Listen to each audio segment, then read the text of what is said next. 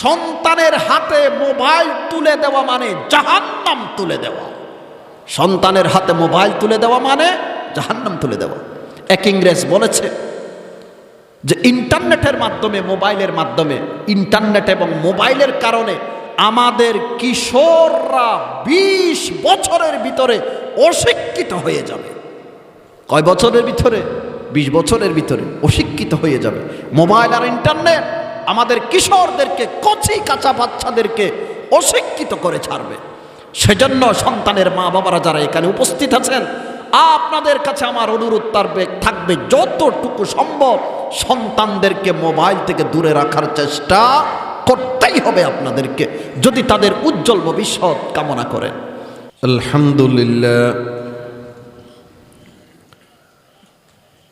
আলহামদুলিল্লাহ নাহমাদুহু ওয়া নাস্তাঈনুহু ওয়া নাস্তাগফিরুহু ওয়া নু'মিনু বিহি ওয়া নাতাওয়াক্কালু আলাইহি ওয়া নাউযু বিল্লাহি মিন শুরুরি আনফুসিনা ওয়া মিন সাইয়্যিআতি আ'মালিনা মান ইয়াহদিহিল্লাহু ফালা মুদিল্লা লাহু ومن يضلله فلا هادي له ونشهد أن لا إله إلا الله وحده لا شريك له ونشهد أن سيدنا وسندنا ونبينا وشفيعنا وحبيبنا وأسوتنا وقدوتنا ومولانا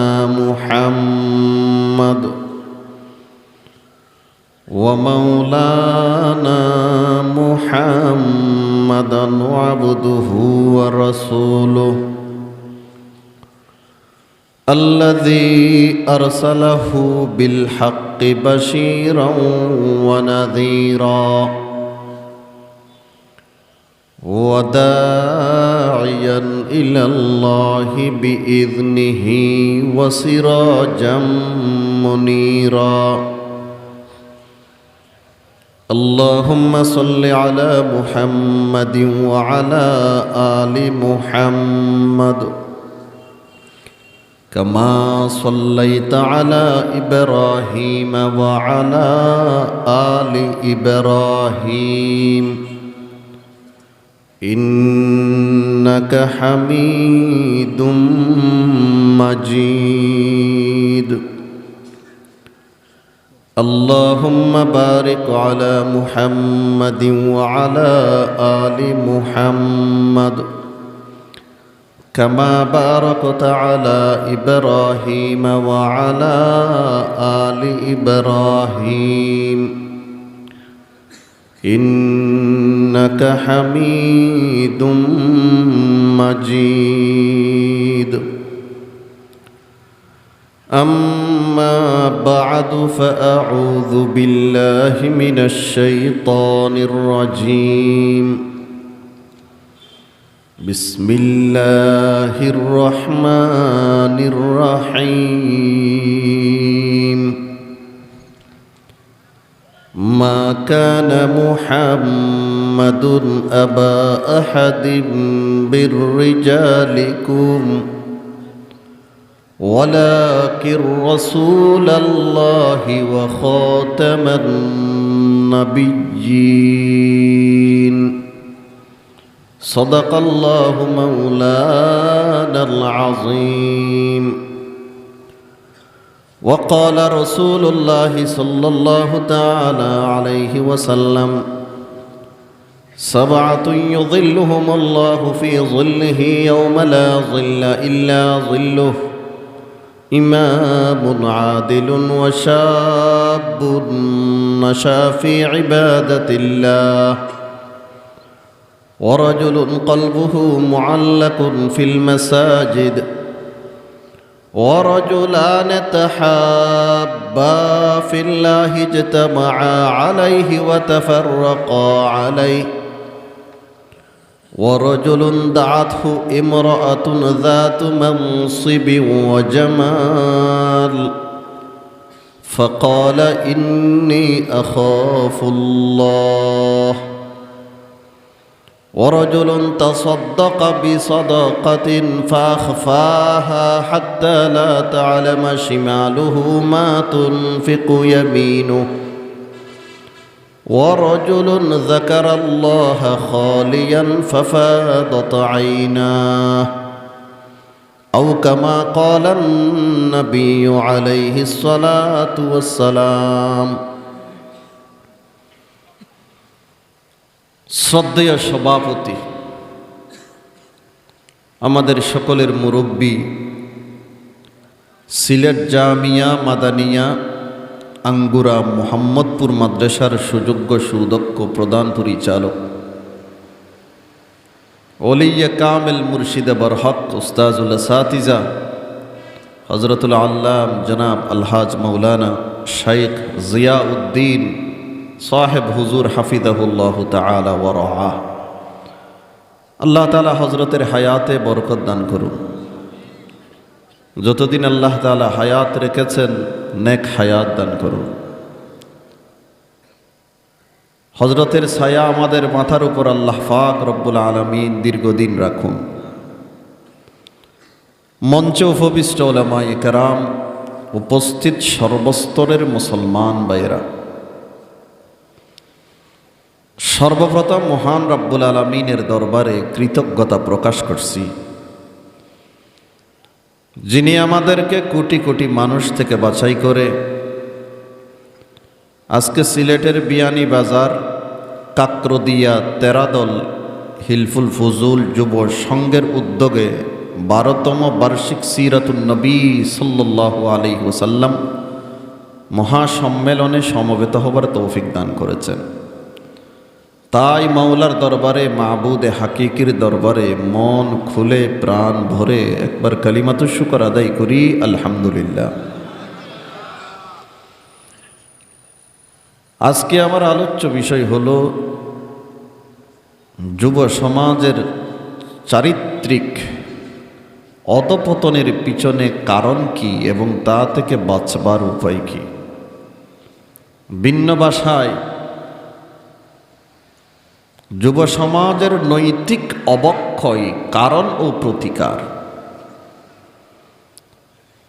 আমার পাঠকৃত হাদিসের একটা অংশ হলো যুব সমাজকে নিয়ে। যুবকরা হলো আগামী দিনের কর্ণধার। এদের চরিত্র যদি নষ্ট হয়ে যায় তাহলে এই জাতি নিমজ্জিত হয়ে যাবে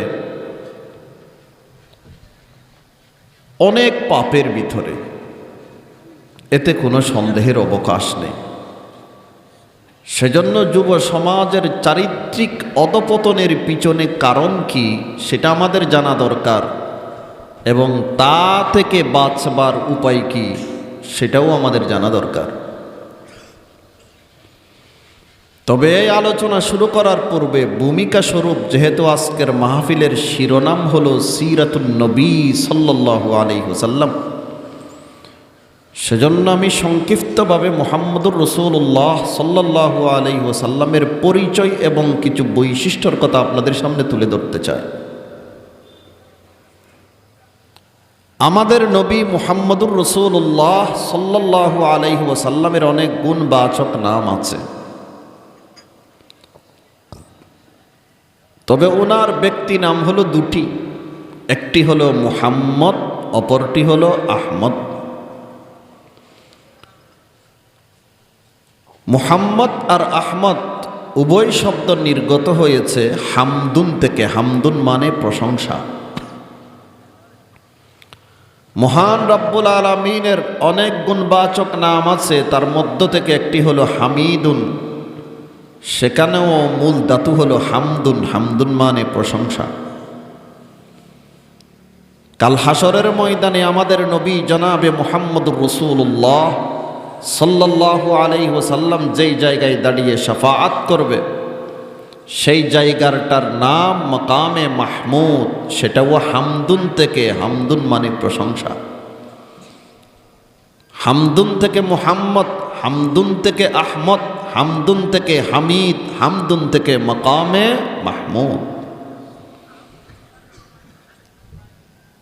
সব শব্দের মূল ধাতু হলো হামদুন। হামদুন মানে প্রশংসা। মুহাম্মদ শব্দের অর্থ হলো প্রশংসিত। আমাদের নবীকে মুহাম্মদ কেন নাম রাখা হয়েছে? যেহেতু উনি আল্লাহ তাআলার কাছে প্রশংসিত, ফেরেশতাদের কাছেও প্রশংসিত, যারা ঈমান এনেছে ওনার উপর ওনাদের কাছেও প্রশংসিত, যারা ঈমান আনেননি তাদের কাছেও প্রশংসিত। কাফের মুশরিকরা আমাদের নবীর উপর ঈমান না আনলেও তারাও বলতো মুহাম্মদ আস-সাদিকুল আমিন, উনি সত্যবাদী, উনি বিশ্বস্ত ব্যক্তি। শুধু তাই নয়, আমেরিকার এক বিজ্ঞানী, তার নাম মাইকেল এইচ হার্ট, পৃথিবীর 100 জন মহামানবের জীবনীর উপর একটি বই রচনা করেছেন। তার নাম হলো দি 100।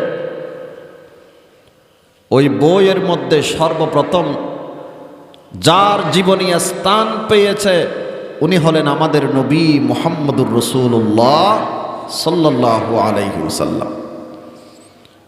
মুহাম্মদ শব্দের অর্থ হলো প্রশংসিত। আমাদের নবীর নাম মুহাম্মদ কেন রাখা হয়েছে? যেহেতু উনি আল্লাহর কাছেও প্রশংসিত, ফেরেশতাদের কাছেও প্রশংসিত, যারা ঈমান এনেছে তাদের কাছেও প্রশংসিত, যারা ঈমান আনেননি তাদের কাছেও প্রশংসিত। সেজন্য ওনার নাম রাখা হয়েছে মুহাম্মদ। বিশ্বনবীর আরেক ব্যক্তি নাম হলো আহমদ। আহমদ শব্দের 2 অর্থ। এক অর্থ হলো মুহাম্মদের সমার্থক শব্দ হলো আহমদ, তার মানে মুহাম্মদের যেই অর্থ আহমদ শব্দেরও সেই অর্থ। আহমদ শব্দের 2য় অর্থ হলো সর্বাধিক প্রশংসাকারী। এই অর্থ অনুযায়ী আমাদের নবী মুহাম্মদুর রাসূলুল্লাহ সাল্লাল্লাহু আলাইহি ওয়াসাল্লামকে আহমদ কেন রাখা হলো? ওনার নাম আহমদ কেন রাখা হলো? হাদিস বিশারদগণ বলেছেন, এই পৃথিবীতে আল্লাহ তাআলার যারা প্রশংসা করেছেন সকলের চেয়ে অগ্রগামী ছিলেন প্রশংসার দিক দিয়ে, আল্লাহর প্রশংসার দিক দিয়ে সকলের চেয়ে অগ্রগামী ছিলেন মুহাম্মদুর রাসূলুল্লাহ সাল্লাল্লাহু আলাইহি ওয়াসাল্লাম। সেজন্য ওনার নাম হলো আহমদ। আমাদের নবী এই দুনিয়াতে আসার পূর্বে কারো নাম আহমদ ছিল না।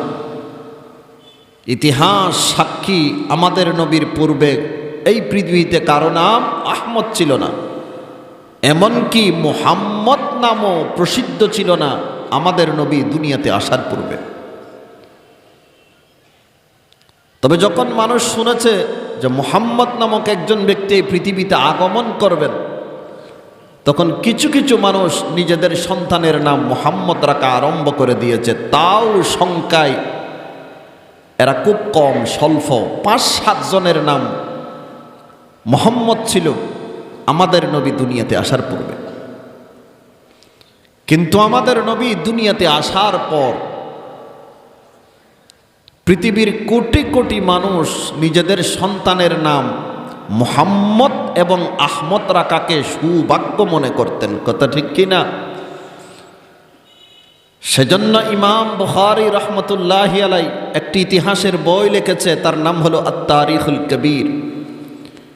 ওই কিতাবের মধ্যে 871 জন ব্যক্তি এমন আছেন যাদের নাম হলো মুহাম্মদ। কতজন? 871 জন ব্যক্তি। শুধু তাই নয়, বিশিষ্ট ফকিহ, মুআররিখ, ইতিহাসবিদ আল্লামা আব্দুল কাদের আল কুরাশি রাহিমাহুল্লাহু তাআলা কিতাব লিখেছেন আল জাওয়াহিরুল মুদিয়্যাহ ফি তাবাকাতিল হানাফিয়্যাহ। ওই কিতাবের মধ্যে উনি লিখেছেন যে সমরকন্দের মধ্যে একটা কবরস্থান আছে, তার নাম হলো তুরবাতুল মুহাম্মাদিন। কবরস্থানের নাম হলো তুরবাতুল মুহাম্মাদিন। তার মানে যেই সমস্ত উলামায়ে কেরাম, মুফাসসিরিনে কেরাম, মুফতিয়ানে আযম যাদের নাম মুহাম্মদ হবে তাদেরকে সেই কবরস্থানে দাফন করা হবে। ওই কিতাবে লেখা আছে তুরবাতুল মুহাম্মাদিন নামক কবরস্থানের মধ্যে 400 জন আলেম দাফনরত অবস্থায় আছে যাদের নামও মুহাম্মদ, পিতার নামও মুহাম্মদ। মুহাম্মদ আহমদ এমন দুটি নাম যে দুই নামের সাথে আমাদের হৃদয়ের সম্পর্ক। সাহাবায়ে কেরাম থেকে নিয়ে পর্যন্ত যুগে যুগে মানুষ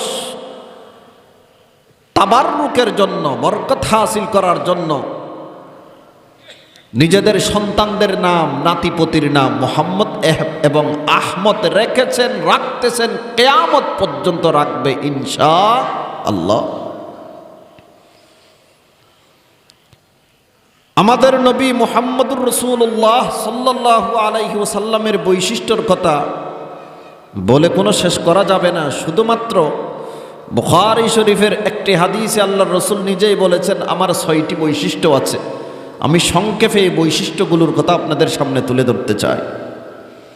হাদিসে আছে আল্লাহ পাকের নবী বলেন, ক্বালা রাসূলুল্লাহি সাল্লাল্লাহু আলাইহি ওয়াসাল্লাম ফুদ্দিলতু আলাল আমবিয়াই বিসিদ উতিতু জাওয়ামিআল কালিম ওয়া নুসিরতু বিররুব ওয়া উহিল্লাত লিয়াল গনাইম ওয়া জুইলাত লিয়াল আরদু তাহুরান ওয়া মাসজিদা ওয়া উরসিলতু ইলাল খালকি কাফা ওয়া খুতিমা বিয়ান নাবিয়্যুন আও কামা ক্বালান নাবিয়্যু আলাইহিস সালাতু ওয়াস সালাম। আল্লাহ রসুল বলেন অন্যান্য নবীগণের উপর আমাকে 6 জিনিস দ্বারা প্রাধান্যতা দেওয়া হয়েছে। তার মানে আমি মুহাম্মদুর রাসূলুল্লাহর বৈশিষ্ট্য হলো 6টি। 1 নম্বর বৈশিষ্ট্য হলো স্বল্পতে অনেক লম্বা কথা বুঝিয়ে দেওয়ার যোগ্যতা আমি মুহাম্মদুর রাসূলুল্লাহকে আল্লাহ তাআলা দান করেছেন। এটাকে আরবিতে বলা হয় জাওয়ামিউল কালিম, কথা কম কিন্তু অনেক অর্থবহ কথা। স্বল্পতে অনেক কথা বুঝিয়ে দেওয়ার যোগ্যতা আমি মুহাম্মদুর রাসূলুল্লাহ সাল্লাল্লাহু আলাইহি ওয়াসাল্লামকে দান করা হয়েছে। 2 নম্বর, ভয় দ্বারা আমাকে সাহায্য করা হয়েছে। 3 নম্বর, যুদ্ধলব্ধ সম্পদ আমার জন্য হালাল করে দেওয়া হয়েছে। 4 নম্বর হলো সারা পৃথিবীকে আমার জন্য মসজিদ এবং পবিত্র বানিয়ে দেওয়া হয়েছে। 5 নম্বর হলো সমস্ত মাখলুকের নিকট আমাকে প্রেরণ করা হয়েছে। আর 6 নম্বর হলো ওয়া খুতিমা বিয়ান নাবিয়্যুন, আমার আগমনের মাধ্যমে নবীগণের আগমনের সিলসিলা আল্লাহ সমাপ্ত করে দিয়েছেন। সুতরাং আমাদের নবীর পর এই পৃথিবীতে নতুন করে আর কোনো নবীর আগমন হবে না। যদি কেউ দাবি করে ভণ্ড ব্যতীত আর কিছু হবে না। মোহতারাম হাজিরিন, আকীদায়ে খতমে নবুয়ত নিয়ে আমাদের অনেক কিছু জানার আছে, বুঝার আছে। আকীদায়ে খতমে নবুয়তের উপর কাদিয়ানীরা ছুরি চালাচ্ছে। আমাদের বাংলাদেশের আনাচে কানাচে কাদিয়ানি ফিতনা এখন মাথা ছড়া দিয়ে উঠেছে। এখন থেকে যদি তাদেরকে রুখে দেওয়া না হয়, অদূর ভবিষ্যতে 5-10 বছরের ভিতরে দেখবেন প্রতিটি মহল্লায় মহল্লায় কাদিয়ানি হয়ে যাচ্ছে আমাদের যুবকরা। আকীদায়ে খতমে নবুয়ত তথা আমাদের নবী মুহাম্মদুর রাসূলুল্লাহ সাল্লাল্লাহু আলাইহি ওয়াসাল্লাম শেষ নবী। আমাদের নবীর পর এই পৃথিবীতে নতুন করে আর কোনো নবীর আগমন হবে না। এই আকীদাটা কোরআন দ্বারা প্রমাণিত, হাদিস দ্বারা প্রমাণিত, উম্মতের ঐক্যমতে প্রমাণিত, ইসলামিক যুক্তি দ্বারাও প্রমাণিত। ইসলামের দলিল হলো 4টি: কোরআন, হাদিস, ইজমা, কিয়াস। তথা কোরআন সুন্নাহ, কোরআন হাদিস, উম্মতের ঐক্যমত এবং ইসলামিক যুক্তি, এই চার দলিল দ্বারা প্রমাণিত আমাদের নবী আখেরি নবী। আমাদের নবীর পর পৃথিবীতে নতুন করে আর কোনো নবীর আগমন হবে না। এক আয়াতে আল্লাহ তাআলা বলেন, মা কানা মুহাম্মাদুন আবা আহাদিম মির রিজালিকুম ওয়ালাকিন রাসূলুল্লাহি ওয়া খাতামান নাবিয়্যিন। মুহাম্মদ মুস্তাফা সাল্লাল্লাহু আলাইহি ওয়াসাল্লাম তোমাদের কোনো সাবালক পুরুষের পিতা নন, তিনি আল্লাহ তাআলার রাসূল এবং শেষ নবী। এখন প্রশ্ন জাগে, যে প্রশ্নটা কাদিয়ানীরা করে থাকেন, মুহাম্মদুর রাসূলুল্লাহ যদি শেষ নবী হয়, আপনারাই তো বলেন যে ঈসা আলাইহিস সালাতু ওয়াস সালাম কিয়ামতের পূর্বে আবার দুনিয়াতে আসবে। মুহাম্মদুর রাসূলুল্লাহ শেষ নবী হলে ঈসা নবী কিয়ামতের পূর্বে আবার আসবে কি করে? আর ঈসা নবীর আশাটা যদি সঠিক হয়, মুহাম্মদুর রাসূলুল্লাহ শেষ নবী হয় কি করে? এটা হলো কাদিয়ানীদের পক্ষ থেকে প্রশ্ন। এর উত্তরে আমরা বলবো, আল্লামাতুল মুফাসসির ইমাম জামাখশরী রাহমাতুল্লাহি আলাইহি বলেছেন, পবিত্র কোরআনে আল্লাহ তাআলা ইরশাদ করেছেন, মুহাম্মদুর রাসূলুল্লাহ হলো খাতামুন নবিয়্যিন তথা শেষ নবী। এর অর্থ হলো মুহাম্মদুর রাসূলুল্লাহর পর নতুন করে কাউকে নবুয়ত দান করা হবে না। ওয়া ঈসা মিম্মান নুব্বিয়া ক্বাবলাহু, আর ঈসা আলাইহিস সালাতু ওয়াস সালামকে আমাদের নবীর পূর্বে নবুয়ত দান করা হয়েছে। যাকে আমাদের নবীর পূর্বে নবুয়ত দান করা হয়েছে, উনি আমাদের নবীর পরে আসতে কোনো বাধা নেই। একই কথা বলেছেন হাদিস জগতের সম্রাট, বুখারী শরীফের ব্যাখ্যাকারী ইমাম ইবনে হাজার আসকালানী রাহিমাহুল্লাহ আল ইসাবা ফি তাময়িজিস সাহাবা নামক কিতাবে উনি বলেন, ঈসা আলাইহিস সালাতু ওয়াস সালাম কিয়ামতের পূর্বে দুনিয়াতে আসবে, আমাদের নবীর শরীয়ত অনুযায়ী এই পৃথিবীতে শাসন করবে, এতে কোনো সন্দেহের অবকাশ নেই।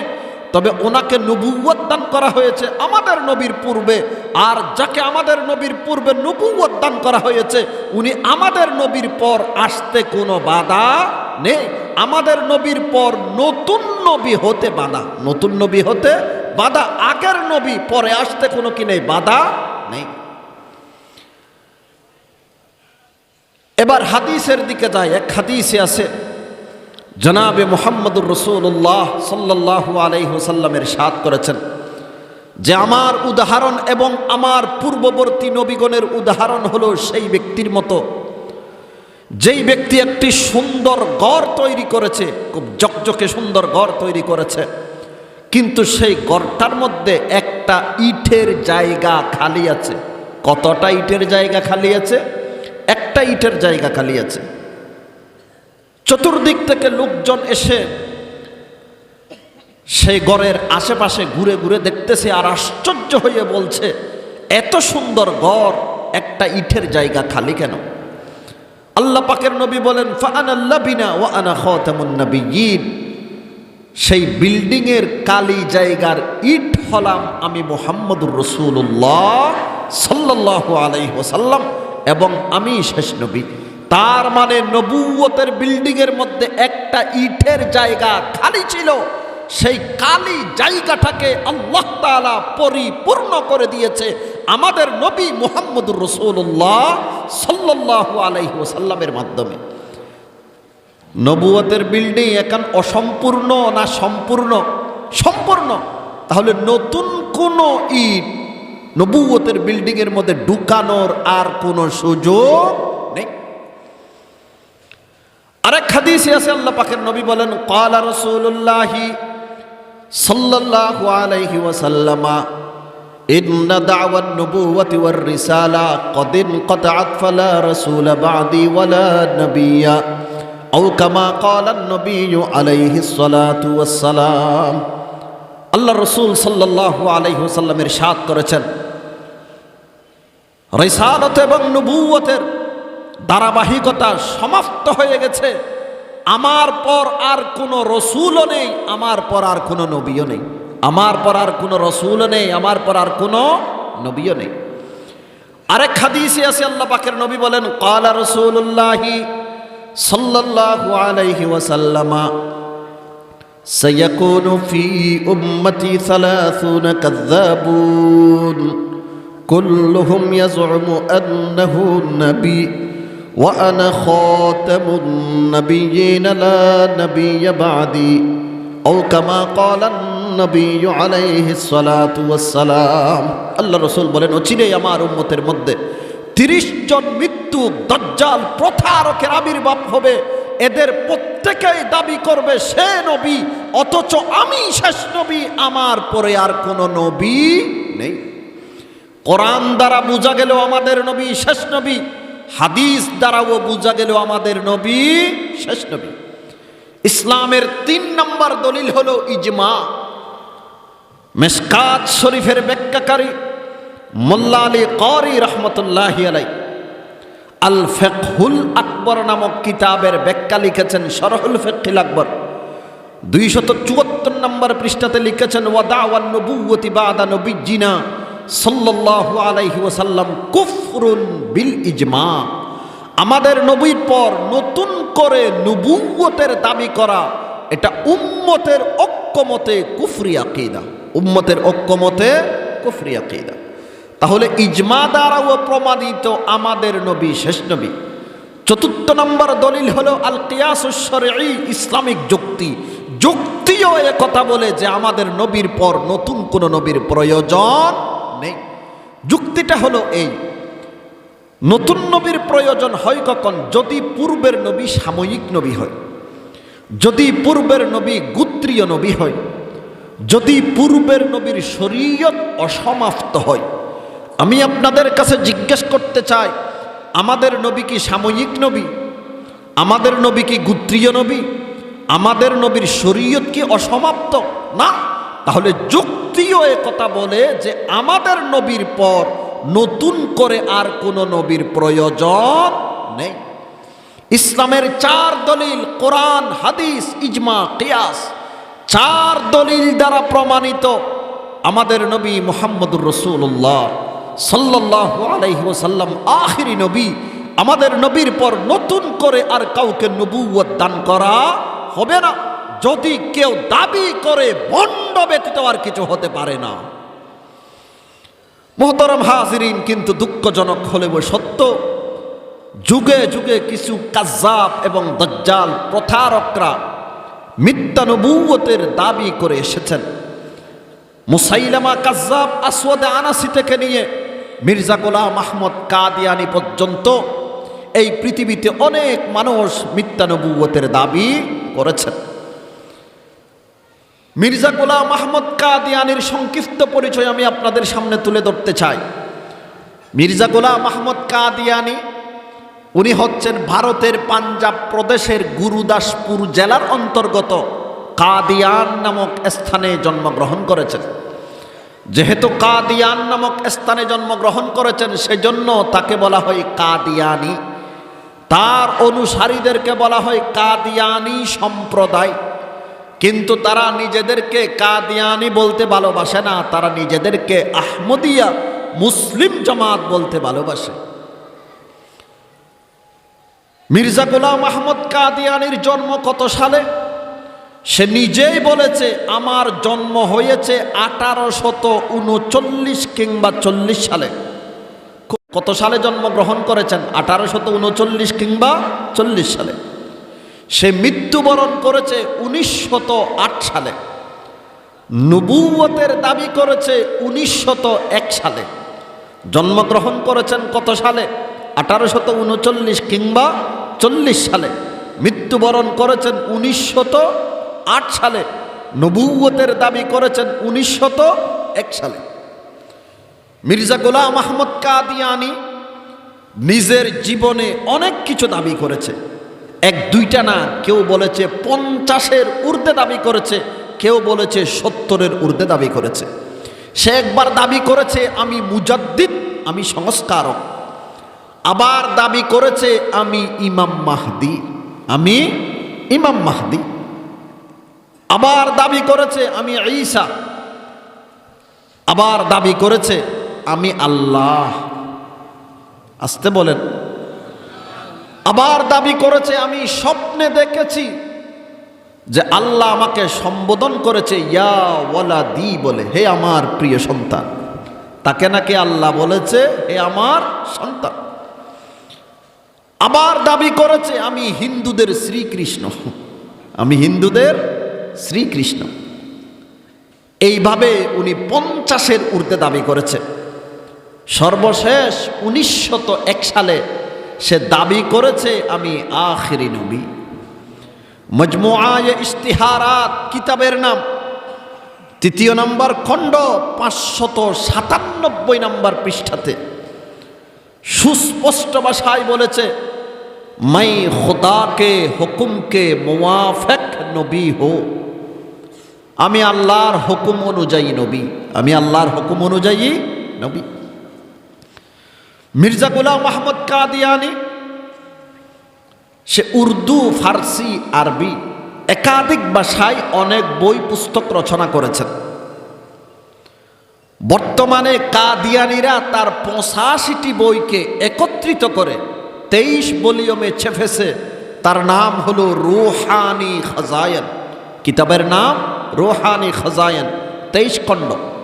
এই 23 খণ্ডের ভিতরে মির্জা গোলাম আহমদ কাদিয়ানির 85টি বই আছে। তার কাছে যেগুলো ওহী আসতো, যেহেতু সে নবুয়তের দাবি করেছে, ওহী আসাটো স্বাভাবিক। ওহী কে পাঠাইতো, আল্লাহ না শয়তানে? শয়তানে ওহী পাঠাইতো। এই ওহীগুলোকে বর্তমানে কাদিয়ানিরা একত্রিত করে একটা বই চেপেছে, তার নাম হলো আত-তাযকিরা। আমাদের কাছে কোরআন শরীফের যেই মর্যাদা, কাদিয়ানীদের কাছে আত-তাযকিরা নামক কিতাবের সেই মর্যাদা।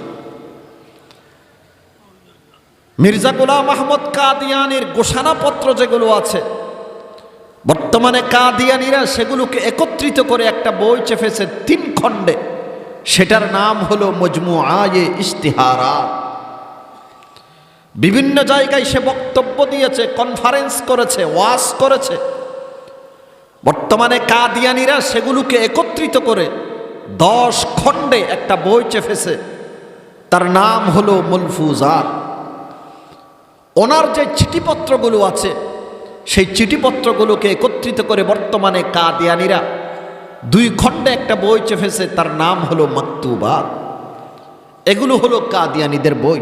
রুহানি খাজায়েন, আত-তাযকিরা, মজমুআয়ে ইশতিহারাত, মালফুজাত, মাকতুবাত ইত্যাদি। মির্জা গোলাম আহমদ কাদিয়ানি, ওনার চরিত্রের কথা যদি আমি আপনাদের সামনে তুলে ধরি, আপনাদের শরীরের লোম কাটা হয়ে যাবে যে এমন মিথ্যুক কিভাবে নবুয়তের দাবি করে। সর্বপ্রথম কথা হলো, সে এবং তার পুরো পরিবারটা ছিল ইংরেজ সরকারের দালাল। সেও ছিল ইংরেজ সরকারের দালাল এবং তার পুরো পরিবার ছিল ইংরেজ সরকারের দালাল। তার কয়েকটা বক্তব্য আমি আপনাদের সামনে তুলে ধরলে আপনারা বুঝতে পারবেন সে কোন পর্যায়ের দালাল ছিল ব্রিটিশ সরকারের। সে বলেছে, আমার জীবনের অধিকাংশ সময় আমি কাটিয়েছি ইংরেজ সরকারের সমর্থনে এবং জিহাদের বিরোধিতায় আমার জীবনের অধিকাংশ সময় আমি কাটিয়েছি। ইংরেজ সরকারের সমর্থনে জিহাদের বিরোধিতা করে যেই পরিমাণ বই পুস্তক আমি রচনা করেছি, সব একত্রিত করলে 50টি আলমারি ভরে যেতে পারে। এই কথাটা সে লিখেছে রুহানি খাজায়েনের 15 নম্বর খণ্ড 155 নম্বর পৃষ্ঠাতে। সে আরো বলেছে, ব্রিটিশ সরকারের আন্ডারে, ব্রিটিশ সরকারের অধীনে যেই নিরাপত্তা আমরা পাচ্ছি, মক্কা মদিনাতেও সেই নিরাপত্তা আমরা পাবো না। এই কথাটা সে বলেছে রুহানি খাজায়েনের 15 নম্বর খণ্ড 156 নম্বর পৃষ্ঠাতে। শুধু তাই নয়, সে বলেছে ইংরেজ সরকারের বিরোধিতা করা মানে আল্লাহর বিরোধিতা করা, রাসূলের বিরোধিতা করা, ইসলামের বিরোধিতা করা। ইংরেজ সরকারের অবাধ্য হওয়া মানে আল্লাহ এবং রাসূল এবং ইসলামের অবাধ্য হওয়া। এই কথাটা সে বলেছে রুহানি খাজায়েনের ৬ষ্ঠ নম্বর খণ্ড ৩৮১ নম্বর পৃষ্ঠাতে। শুধু তাই নয়, সে এই কথাও বলেছে যে সারা পৃথিবীর মানুষের মধ্যে আমি সবচেয়ে ইংরেজ সরকারের প্রথম স্তরের কল্যাণকামী ছিলাম। এই কথাটা সে লিখেছে রুহানি খাজায়েনের 15 নম্বর খণ্ড 491 নম্বর পৃষ্ঠাতে। শুধু তাই নয়, সে এই কথাও বলেছে ইসলাম দুটি জিনিসের নাম, এক নাম্বার হলো আল্লাহর আনুগত্য করা, আর দ্বিতীয় নাম্বার হলো ইংরেজ সরকারের আনুগত্য করা। এই কথাটা সে বলেছে রুহানি খাজায়েন 6ষ্ঠ নম্বর খণ্ড 360 নম্বর পৃষ্ঠাতে। তার এই বক্তব্যগুলো শুনে আপনাদের কি মনে হয় সে পাক্কা মুমিন ছিল? না, সে কি ছিল? ইংরেজ সরকারের চর ছিল, দালাল ছিল। নাম্বার 2, সে ছিল একজন মিথ্যুক। সে বলেছে যে আমার কাছে ওহী এসেছে আমার মৃত্যু হবে মক্কা নগরীতে, অথচ তার জীবদ্দশায় সে মক্কা মদিনা চোখেও দেখেনি, মরা তো দূরের কথা।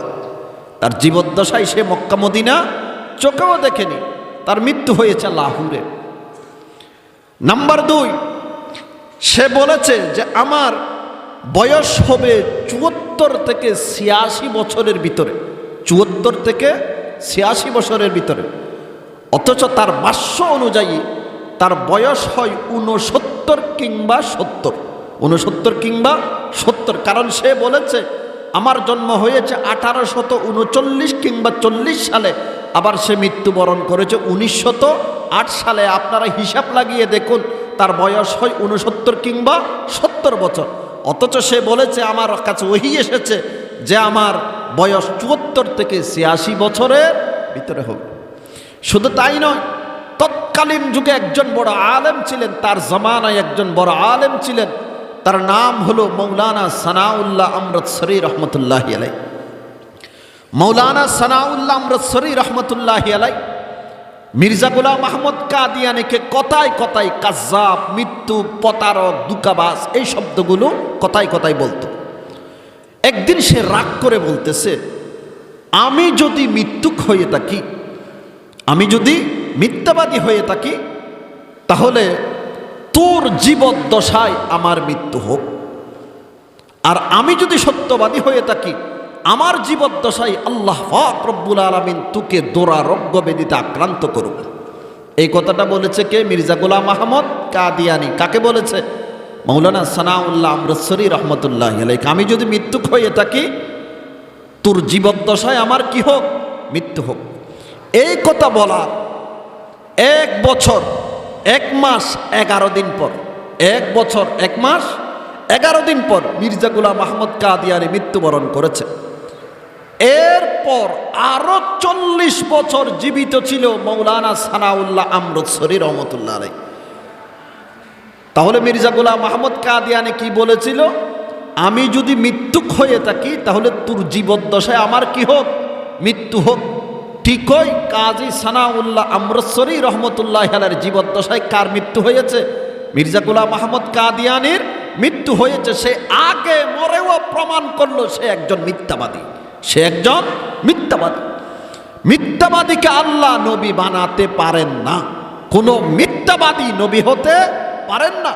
আমাদের নবী তো সত্যবাদী ছিল, শুধু আমাদের নিকট নয়, কুফফার যারা ছিল, মুশরিক যারা ছিল, তাদের নিকটও আমাদের নবী ছিল আস-সাদিকুল আমিন, সত্যবাদী এবং আমানতদার, সত্যবাদী এবং আমানতদার। মুহতারাম হাজিরিন, মির্জা গোলাম আহমদ কাদিয়ানী এবং তার অনুসারীরা 3 কারণে কাফের। 1 নম্বর কারণ হলো আকীদায়ে খতমে নবুয়তকে তারা অস্বীকার করেছে, যেই আকীদা পবিত্র কোরআনের 99 আয়াত দ্বারা প্রমাণিত এবং মুহাম্মদুর রাসূলুল্লাহ সাল্লাল্লাহু আলাইহি ওয়াসাল্লামের 210 হাদিস দ্বারা প্রমাণিত। এই আকীদাকে অস্বীকার করার কারণে কাফের। নাম্বার 2, ঈসা আলাইহিস সালাতু ওয়াস সালাম জীবিত, আল্লাহ তাআলা ওনাকে সশরীরে আসমানে উঠিয়ে নিয়েছে। কিয়ামতের পূর্বে আবার এই দুনিয়াতে ঈসা আলাইহিস সালাতু ওয়াস সালাম আসবে, এই কথা কোরআন শরীফের 13টি আয়াত দ্বারা প্রমাণিত এবং মুহাম্মদুর রাসূলুল্লাহ সাল্লাল্লাহু আলাইহি ওয়াসাল্লামের শতাধিক হাদিস দ্বারা প্রমাণিত। এই আকীদাটাকেও মির্জা গোলাম আহমদ কাদিয়ানী অস্বীকার করেছে, সেজন্য সে এবং তার অনুসারীরা কাফের। 3 নম্বর, নবীগণকে অবমাননা করার কারণে কাফের। কেমন অবমাননা করেছেন? মির্জা গোলাম আহমদ কাদিয়ানী বলেছে মুহাম্মদুর রাসূলুল্লাহর জন্য চন্দ্র গ্রহণ হয়েছে, আমার জন্য চন্দ্র সূর্য উভয়টার গ্রহণ হয়েছে, তার মানে আমি মুহাম্মদুর রাসূলুল্লাহ থেকে বড়। শুধু তাই নয়, সে ঈসা আলাইহিস সালাতু ওয়াস সালামের ব্যাপারে বলেছে যে ঈসা আলাইহিস সালাতু ওয়াস সালাম মদ পান করতেন, গাঁজা খেতেন। নাউযুবিল্লাহি মিন যালিক। রূহানি খাজায়ান 19 নম্বর খণ্ড 71 নম্বর পৃষ্ঠা।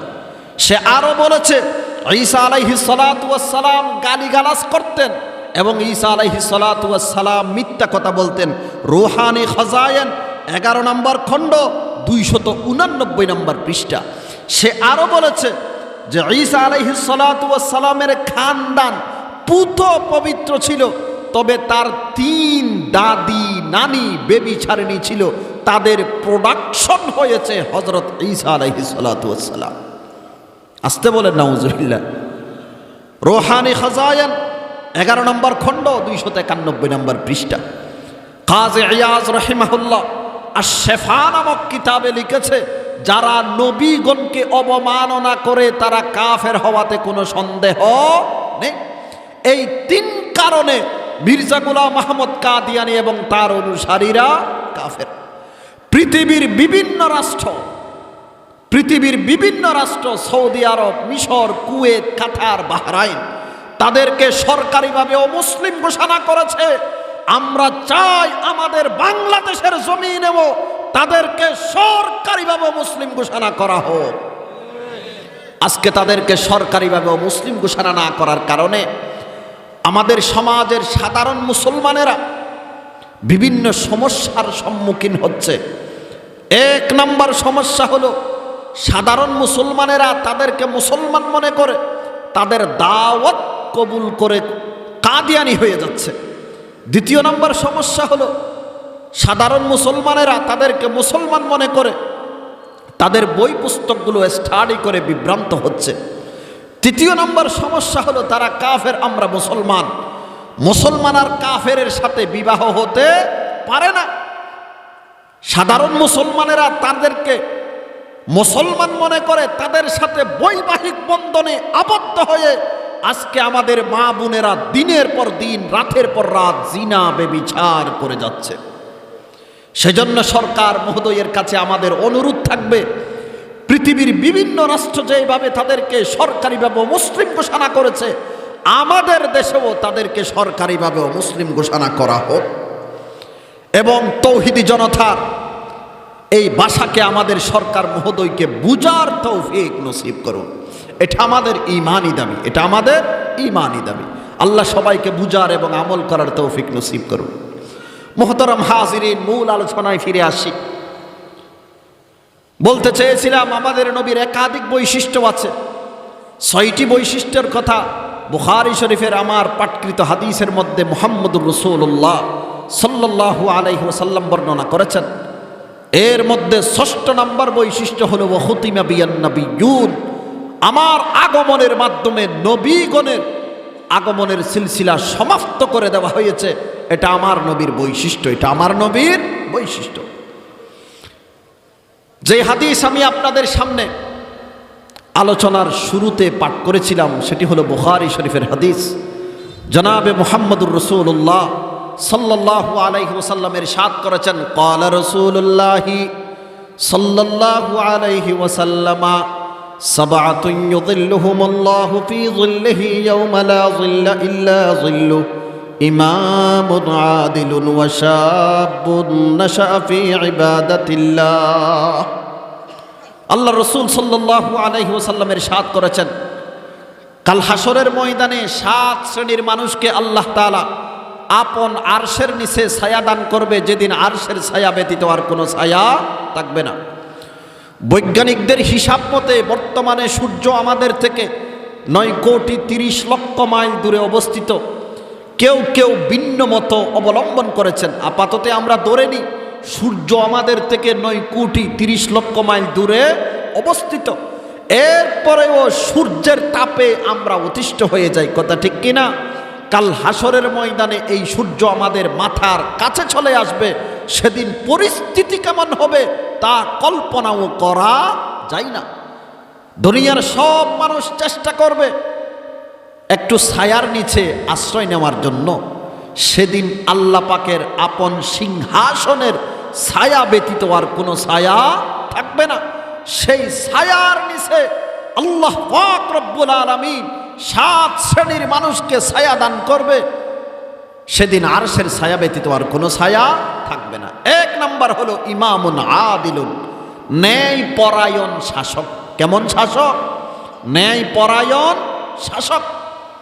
মুহতারাম হাজিরিন, ইমামুন আদিলুন, ন্যায় পরায়ণ শাসক, এর থেকে উদ্দেশ্য শুধু রাষ্ট্রপ্রধান না, যার আন্ডারে লোকজন আছে তাকে বলা হবে তাদের শাসক। যার আন্ডারে লোকজন আছে তাকে বলা হবে তাদের কি? শাসক। সন্তানের মা বাবা যারা আছে তারাও তাদের সন্তানের জন্য শাসক। মেম্বার চেয়ারম্যান যারা আছে তারাও তাদের অধীনস্থদের জন্য শাসক। এমপি মন্ত্রী যারা আছে তারাও তাদের অধীনস্থদের জন্য শাসক। রাষ্ট্রপ্রধান যিনি আছেন উনিও তার অধীনস্থদের জন্য, প্রজাগণের জন্য উনি শাসক। প্রত্যেককেই তার অধীনস্থদের উপর ন্যায় বিচার করতে হবে। কাল হাসরের ময়দানে আপনাকে জিজ্ঞাসা করা হবে আপনি আপনার অধীনস্থদের উপর সুবিচার করেছেন না অবিচার করেছেন। যদি সুবিচার করে থাকেন আপনি বেঁচে গেলেন, আর যদি অবিচার করে থাকেন তাহলে আপনি বেঁচে গেলেন। মুহতারাম হাজিরিন, হাদিস শরীফে আছে জনাবে মুহাম্মদুর রাসূলুল্লাহ সাল্লাল্লাহু আলাইহি ওয়াসাল্লাম ইরশাদ করেছেন, ক্বালা রাসূলুল্লাহ সাল্লাল্লাহু আলাইহি ওয়াসাল্লাম, আলা কুল্লুকুম রাঈন ওয়া কুল্লুকুম মাসউলুন আন রাইয়াতি আও কামা ক্বালা নবিয়্যু আলাইহিস সালাতু ওয়াস সালাম। আল্লাহ রাসূল বলেন, তোমাদের প্রত্যেকেই শাসক, তোমাদের প্রত্যেককেই তার অধীনস্থের ব্যাপারে জিজ্ঞাসা করা হবে কাল হাসরের ময়দানে। সেজন্য নেতা হওয়া সফলতার লক্ষণ নয়, নেতা হওয়ার পর সুশাসন করতে পারা এটাই হলো সফলতার লক্ষণ। হাদিস শরীফে আছে জনাবে মুহাম্মদুর রাসূলুল্লাহ সাল্লাল্লাহু আলাইহি ওয়াসাল্লাম ইরশাদ করেছেন, ক্বালা রাসূলুল্লাহ সাল্লাল্লাহু আলাইহি ওয়াসাল্লাম, ইন্নাকুম সাতাহরিসুনা আলাল ইমারা ওয়া সাতাকুনু নাদামাতান ইয়াউমাল কিয়ামাহ আও কামা ক্বালা নবিয়্যু আলাইহিস সালাতু ওয়াস সালাম। আল্লাহ রাসূল বলেন, তোমরা তো নেতৃত্বের জন্য লালায়িত, তোমার এই নেতৃত্ব কাল হাসরের ময়দানে তোমার জন্য লজ্জার কারণ হয়ে দাঁড়াবে। নেতা হওয়ার পর যদি সুশাসন করতে না পারো, প্রজাগণের উপর যদি জুলুম নির্যাতনের স্টিম রোলার যদি আপনি চালান, কাল হাসরের ময়দানে তোমার এই নেতৃত্ব তোমার জন্য লজ্জার কারণ হয়ে দাঁড়াবে। এই কথা ভুলে গেলে চলবে না। আল্লাহ জালিমদেরকে ছাড় দেন, ছেড়ে দেন না। আল্লাহ জালিমদেরকে ছাড় দেন, ছেড়ে দেন না। পৃথিবীর এক জালেমের নাম ছিল হাজ্জাজ ইবনে ইউসুফ। 1,20,000 আল্লাহর ওলি বুজুর্গদেরকে হত্যা করেছিল, তার পরিণতি ভালো হয়নি। আরেক জালেমের নাম ছিল ফেরাউন, তার পরিণতিও ভালো হয়নি। আরেক জালেমের নাম ছিল কারুন, তার পরিণতিও ভালো হয়নি। হযরতে ওসমানে গনি রাদিয়াল্লাহু তাআলা আনহুকে যারা শহীদ করেছে সেই সমস্ত জালেমদের পরিণতিও ভালো হয়নি। হযরতে হুসাইন রাদিয়াল্লাহু তাআলা আনহুকে যারা হত্যা করেছে তাদের পরিণতিও ভালো হয়নি। কাউকে আল্লাহ দুরারোগ্য ব্যাধিতে আক্রান্ত করে মেরেছে, কাউকে আল্লাহ পাগল করে দিয়েছে, কাউকে আল্লাহ অন্ধ করে দিয়েছে। হে পৃথিবীর প্রতাপশালী রাজাগণ, তোদেরকে সুস্পষ্ট ভাষায় বলে দিতে চাই, জাতির উপর, জনগণের উপর যদি জুলুম নির্যাতনের স্ট্রিম রোলার আপনারা চালান তাহলে আপনাদের পরিণতিও ভালো হবে না। আল্লাহ জালিমদেরকে ছাড় দেন, ছেড়ে দেন না। পবিত্র কোরআনে আল্লাহ তাআলা বলেন, আলা লানাতুল্লাহ লানাতুল্লাহি আলা যালিমিন, জালিমদের উপর আল্লাহ তাআলার লানত। আরেক আয়াতে আল্লাহ তাআলা বলেন, ইয়াউমা লা ইয়ানফাউ যালিমিনা মাযিরাতুহুম ওয়া লাহুমুল লানা ওয়া লাহুম সুউদ দার।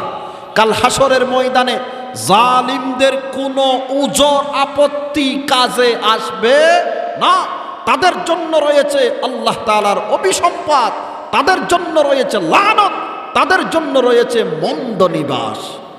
হাদিস শরীফে আছে, জনাবে মুহাম্মদুর রাসূলুল্লাহ সাল্লাল্লাহু আলাইহি ওয়াসাল্লামের ইরশাদ করেছেন, ক্বালা রাসূলুল্লাহি সাল্লাল্লাহু আলাইহি ওয়াসাল্লাম ওয়াইলুল লিল উমারা আও কামা ক্বালা নবী আলাইহিস সালাতু ওয়াস সালাম।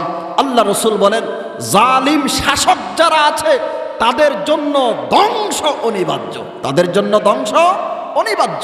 আরেক হাদিসে আছে আল্লাহর রাসূল বলেন, ইন্না আশাদ্দান নাসি আযাবান ইয়াউমাল কিয়ামাতি ইমামুন জাইরুন। কাল হাসরের ময়দানে সবচেয়ে আল্লাহর নিকট শাস্তির সম্মুখীন হবে জালিম শাসক। কারা? জালিম শাসক কাল হাসরের ময়দানে আল্লাহর সামনে সবচেয়ে কঠিন শাস্তির সম্মুখীন হবে। মুহতারাম হাজিরিন, আমাদের সমাজে কিছু নেতা আছে, এরা হলো কুসরা দলের নেতা। কেমন দলের নেতা? কুসরা দলের নেতা। তার মানে তার দলের মধ্যে মানুষ আছে 5 জন 7 জন বা 10 জন, সে হলো এই 10 জনের নেতা। এর পরিস্থিতি কেমন হবে? হাদিসে আছে, আল্লাহ পাকের নবী বলেন, ক্বালা রাসূলুল্লাহি সাল্লাল্লাহু আলাইহি ওয়াসাল্লাম মা মিন আমির আশরা ইল্লা ওয়া হুয়া ইউতা ইয়াউমাল কিয়ামাতি মাগলুলা হাত্তা ইয়াফুক্কাহুল আদলু আও ইউবিকাহুল জাওর আও কামা ক্বালান নবী আলাইহিস সালাতু ওয়াস সালাম। আল্লাহ রাসূল বলেন, কুসরা দলের যারা নেতা, 10 জনের আমির, কাল হাসরের ময়দানে তার 2 হাতকে তার গাড়ের সাথে বেঁধে আল্লাহর সামনে দাঁড় করানো হবে। হয়তো তার ইনসাফ তাকে বাঁচাবে, অথবা তার জুলুম নির্যাতন তাকে ধ্বংস করে ছাড়বে। কুসরা দলের নেতা হলেও সেও আল্লাহর সামনে জবাবদিহিতা করতে হবে। আমাদের সমাজে অনেক মানুষ আছে, তারা বলে, হুজুর আমরা তো জুলুম করি না, তবে জালেমদেরকে সাহায্য করি, জালেমদেরকে সাহায্য করি।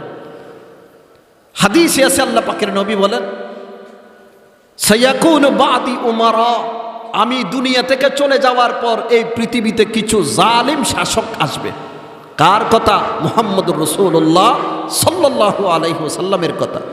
আমি দুনিয়া থেকে চলে যাওয়ার পর এই পৃথিবীতে কিছু জালিম শাসক আসবে। ফামান সাদ্দাকাহুম বিকাযিবিহিম ওয়া আ'আনাহুম আলা যুলমিহিম ফালাইসা মিন্নি ওয়া লাস্তু মিনহু ওয়া লাইসা বিওয়ারিদিন আলাল হাউজ।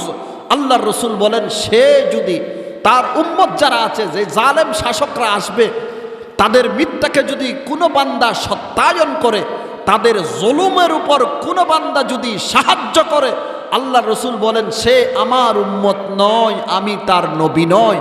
কাল হাসরের ময়দানে হাউজে কাউসারের পানিও তার নসিব হবে না। জুলুম করা যাবে না, জালেমদেরকে সাহায্য করাও যাবে না। আল্লাহ রাসূল বলেন, জালিম শাসক যারা আছে তাদেরকে যারা সাহায্য করবে, ফালাইসা মিন্নি ওয়া লাস্তু মিনহু ওয়া লাইসা বিওয়ারিদিন আলাল হাউজ, সে আমার উম্মত নয়, আমি তার নবী নয়। কাল হাসরের ময়দানে হাউজে কাউসারের পানিও তার নসিব হবে না। তবে শাসক যদি ন্যায়পরায়ণ হয়, আল্লাহ রাসূল বলেন, কাল হাসরের ময়দানে আল্লাহ তাকে আরশের নিচে ছায়া দান করবে, যেদিন আরশের ছায়া ব্যতীত আর কোনো ছায়া থাকবে না। এরপর দ্বিতীয় নাম্বার, ওয়াশাবুন নাশা ফি ইবাদাতিল্লাহ। বলুন তো, কাল হাসরের ময়দানে কত শ্রেণীর মানুষকে আল্লাহ আরশের নিচে ছায়া দান করবে? 7 শ্রেণীর মানুষকে। 1 নাম্বার, ন্যায়পরায়ণ শাসক। দ্বিতীয় নাম্বার হলো সেই যুবক, যেই যুবক তার যৌবন কালটাকে আল্লাহর ইবাদতে ব্যয় করেছে। আল্লাহ পাক আমাদের যুবক ভাইদেরকে নিজের যৌবনকাল আল্লাহর ইবাদতে ব্যয় করার তৌফিক নসিব করুন। বর্তমানে আমরা ইবাদতের জন্য সময় বেছে নিয়েছি বৃদ্ধকালকে। যখন আল্লাহ বলতে মুখ দিয়ে আলগা বাহির হয়, পেশাব করতে গেলে পায়খানা চলে আসে, বসলে দাঁড়ানো যায় না, দাঁড়াইলে বসা যায় না, সেই সময়টা বেছে নিয়েছি কিসের জন্য? ইবাদতের জন্য। অথচ যৌবনকালের ইবাদত আল্লাহ পাক রব্বুল আলামিনের দরবারে সবচেয়ে বেশি গুরুত্বপূর্ণ। কারণ যৌবনকালে শরীরের রক্ত গরম, যেমন মনে চাই তেমন করতে পারে, কথা ঠিক কিনা? আর বৃদ্ধকালে বন জঙ্গলের চতুষ্পদ জন্তু চিতাবাঘ পর্যন্ত পরহেজগার হয়ে যায়। বৃদ্ধকালে বন জঙ্গলের চিতাবাঘ পর্যন্ত কি হয়ে যায়? পরহেজগার হয়ে যায়। সেজন্য যৌবনকালের ইবাদত আল্লাহর কাছে বেশি প্রিয়। যেই যুবক যৌবনকালে তার যৌবনের চাহিদাকে পদদলিত করে আল্লাহর চাহিদাকে প্রাধান্য দেয়, সে আল্লাহর প্রিয় হয়ে যায়। সেজন্য আল্লাহ সেই যুবককে কাল হাসরের ময়দানে আরশের নিচে ছায়া দান করবে, যেদিন আরশের ছায়া ব্যতীত আর কোনো ছায়া থাকবে না। এখন যুবক ভাইদেরকে নামাজ পড়তে বললে তারা বলে, হুজুর পড়বো, একটু সব কিছু গুছিয়ে নি। ভাবখানা এমন, তাদের কথাবার্তায় মনে হয় যে মালাকুল মউতের সাথে তাদের একটা কন্ট্রাক্ট হয়েছে, যে 40-এর আগে মালাকুল মউত তাদের কাছে আসবে না, 60 বা 80-র আগে মালাকুল মউত তাদের কাছে আসবে না। আরে ভাই, আসার জন্য সিরিয়াল আছে, যাওয়ার জন্য কোনো সিরিয়াল নাই। আসার 9 মাস আগেও মানুষ জানতে পারে অমুকের ঘরে একটা বাচ্চা হবে, কিন্তু যাওয়ার 1 সেকেন্ড আগেও জানে না যে সে 1 সেকেন্ড পর দুনিয়ার হায়াত ত্যাগ করবে। আপনি তো বলেছেন ধরবো, পড়বো, সব কিছু একটু গুছিয়ে নি, তারপর নামাজ ধরবো। আপনি কি জানেন হতে পারে আজকে রাত্রে আপনার মৃত্যু হবে? আজকে রাত্রে যদি আপনার মৃত্যু হয়ে যায়, আপনি নামাজ ধরার আগে এলাকার লোকজন তো আপনার নামাজ ধরে ফেলবে। আজকে রাত্রে যদি আপনার মৃত্যু হয়ে যায়, আগামীকালকে এই মাঠে আপনার জানাজা হবে, এলাকার লোকজন তো আপনার নামাজ ধরে ফেললো, আপনি নামাজ ধরার আগে, কথা ঠিক কিনা? সেই জন্য যুবক ভাইয়েরা ধরবো, পড়বো, সব কিছু একটু গুছিয়ে নি, এই কথা আর বলবো না। আজকে থেকে 5 ওয়াক্ত নামাজ জামাতের সহিত আমরা আদায় করার জন্য চেষ্টা করব। শুধু চেষ্টা নয়, এটা করতেই হবে, কম্বল ছাড়িয়ে এটা করতেই হবে। আল্লাহ আমাদের যুবক ভাইদেরকে 5 ওয়াক্ত নামাজ জামাতের সহিত আদায় করার তৌফিক নসিব করুন। কিন্তু দুঃখজনক হলেও সত্য, বর্তমানে যুব সমাজের চরিত্র একেবারে শূন্যর কোটায়।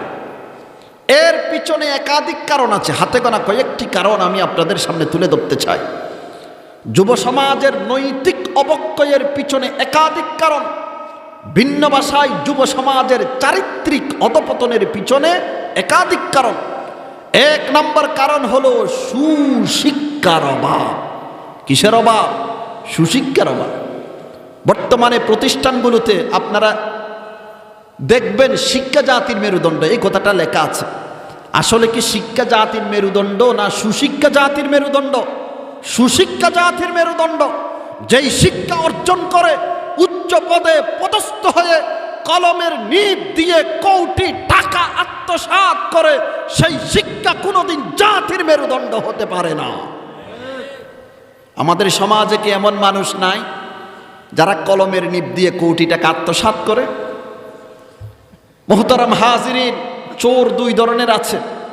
কিছু আছে অশিক্ষিত চোর, আর কিছু আছে শিক্ষিত চোর। অশিক্ষিত চোর যেগুলো আছে, এরা 2-4 জনের টাকা চুরি করে।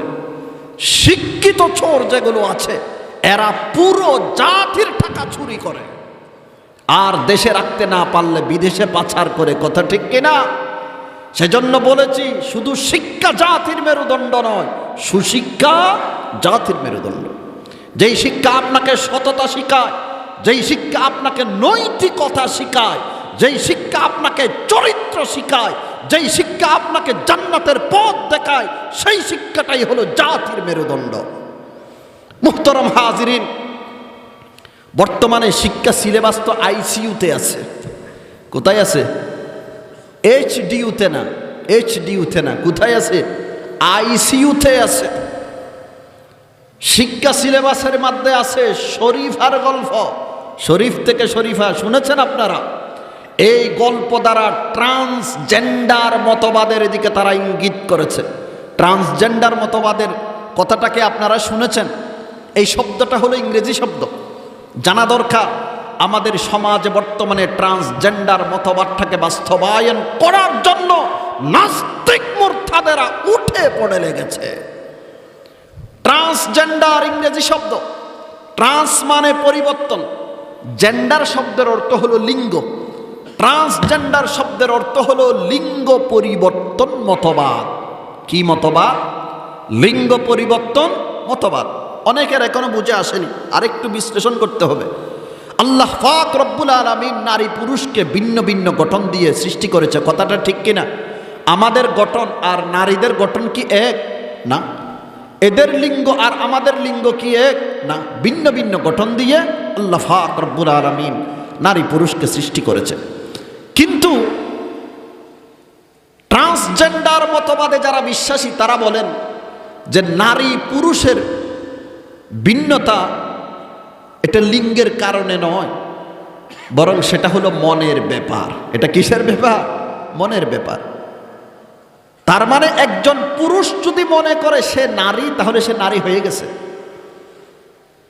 শুধু তাই নয়, সমাজ এবং আইন তাকে নারী মানতেই হবে।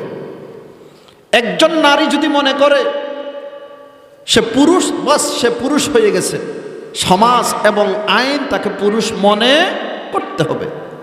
কতটা এইরকম হয়ে গেল যে আপনি প্লেনে করে ইংল্যান্ডে গেলেন, যেহেতু আপনাদের এখানে লন্ডনের মানুষ বেশি, সেজন্য ইংল্যান্ড দিয়ে মেশাল দিলে সবাই বুঝবে। একজন ব্যক্তি প্লেনে করে কোথায় গেছে? ইংল্যান্ডে গেছে। সে মনে মনে ভাবলো এটা প্লেন না, এটা হলো ঠেলা গাড়ি। এটা প্লেন না, এটা হলো ঠেলা গাড়ি।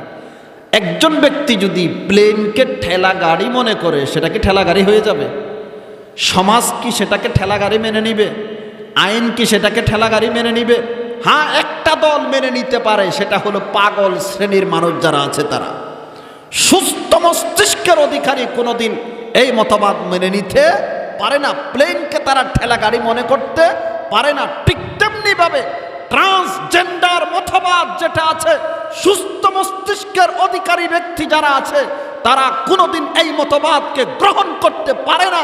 তবে যারা এই মতবাদকে গ্রহণ করে থাকে তারা হলো সব পাগলের দল। তারা হলো সব পাগলের দল। মুহতারাম হাজিরিন, ট্রান্সজেন্ডার মতবাদ যদি আমাদের বাংলাদেশের জমিনে বাস্তবায়ন হয়, এই দেশের মানুষ আর মানুষ থাকবে না। এই দেশের মানুষ কুত্তা আর কুত্তিতে পরিণত হয়ে যাবে।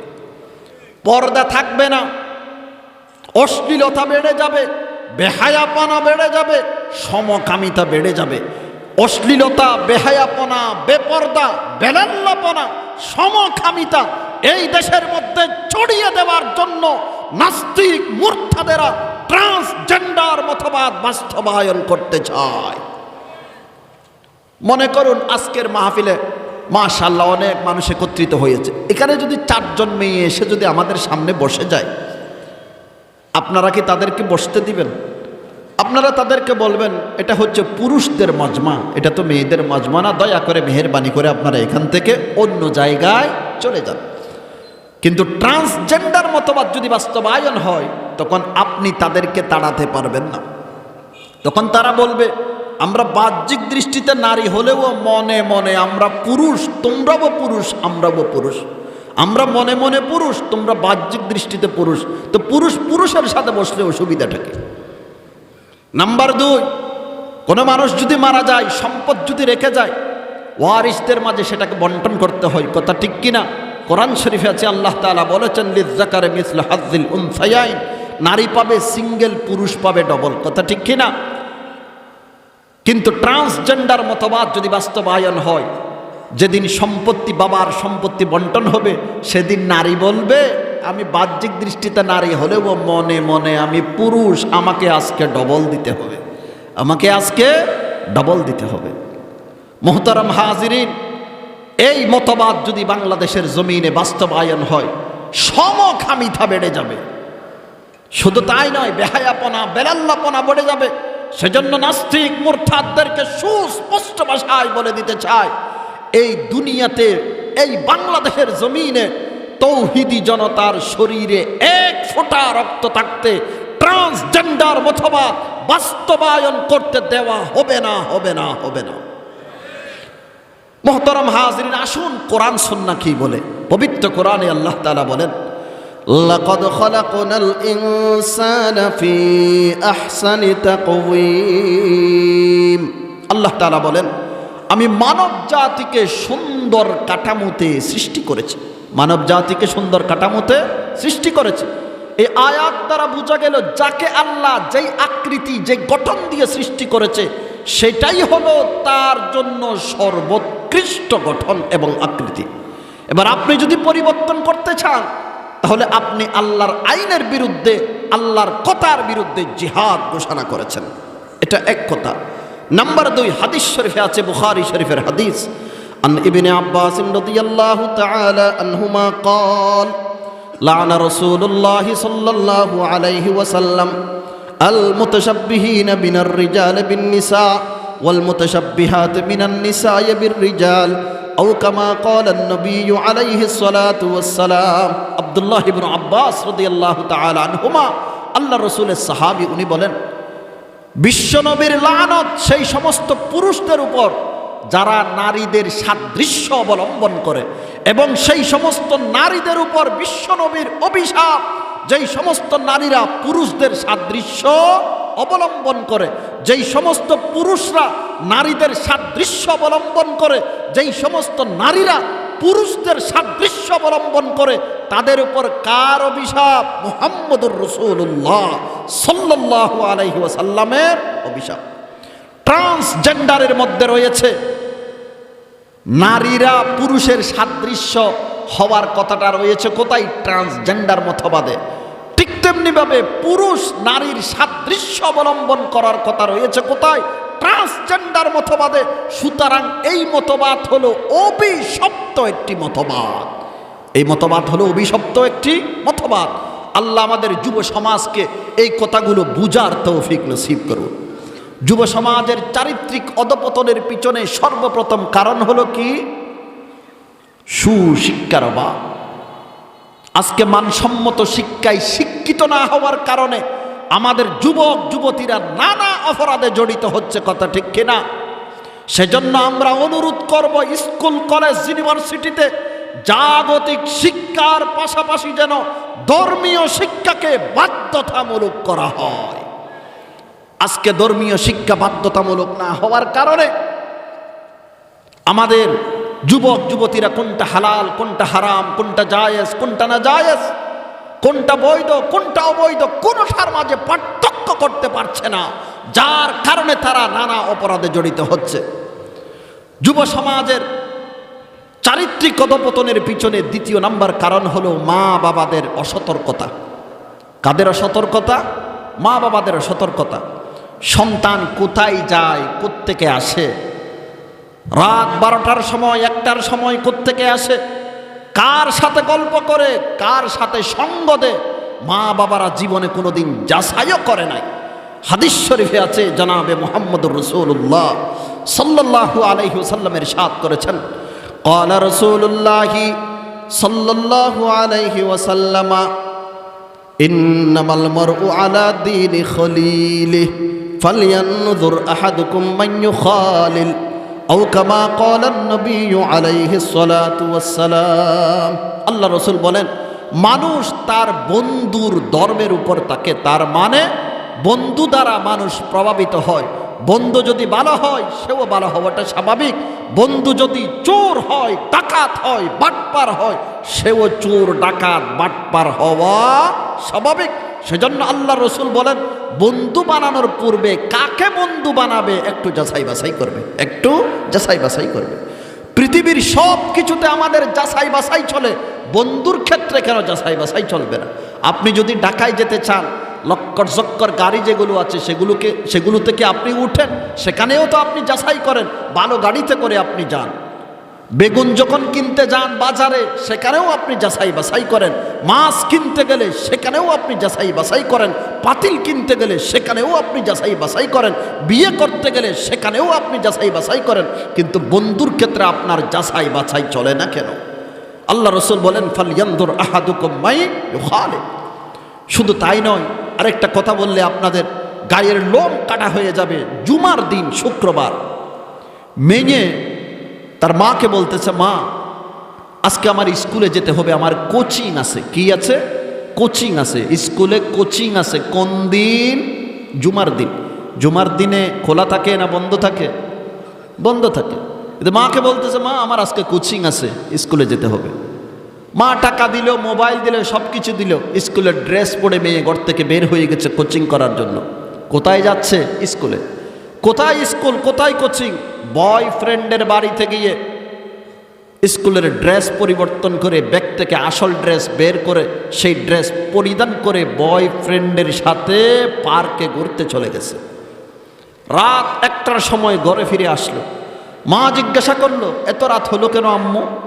আরে মা, আপনি কি জানেন না যে আগামী সপ্তাহ থেকে আমাদের এক্সাম আরম্ভ হচ্ছে, পরীক্ষা আরম্ভ হচ্ছে। স্যার 3 দিনের ক্লাস একদিনে নিয়েছে। কয় দিনের ক্লাস? 3 দিনের ক্লাস একদিনে নিয়েছে, সেজন্য রাত 1টা বেজে গেছে। মাও তো সেই বুদ্ধি, সন্তান যেইভাবে বুঝিয়ে দিয়েছে সেইভাবে বুঝে নিয়েছে। মুহতারাম হাজিরিন, আমাদের যাচাই বাছাই না থাকার কারণে, আমাদের অসতর্কতার কারণে আজকে আমাদের ছেলে মেয়েরা ধ্বংস হয়ে যাচ্ছে। সেজন্য অভিভাবকরা যারা এখানে আছেন, আপনাদের কাছে আমার উদাত্ত আহ্বান, সন্তানের ব্যাপারে এখন থেকে আপনাদের অ্যালার্ট থাকতে হবে, সতর্ক থাকতে হবে। সৎসঙ্গে স্বর্গবাস, অসৎসঙ্গে সর্বনাশ। যুব সমাজের চারিত্রিক অধপতনের পিছনে 3 নম্বর কারণ হলো প্রযুক্তির অপব্যবহার। কিসের অপব্যবহার? প্রযুক্তির অপব্যবহার। আমি প্রযুক্তির দুর্নাম করছি না। এই মাইক্রোফোন, এটা প্রযুক্তির অবদান। লাইট, প্রযুক্তির অবদান। প্রযুক্তি আমাদেরকে অনেক কিছু দিয়েছে, প্রযুক্তির কোনো দোষ নেই। কিন্তু আমরা যারা ব্যবহারকারী আছি, আমাদের অপব্যবহারের কারণে আমরাই ধ্বংস হয়ে যাচ্ছি।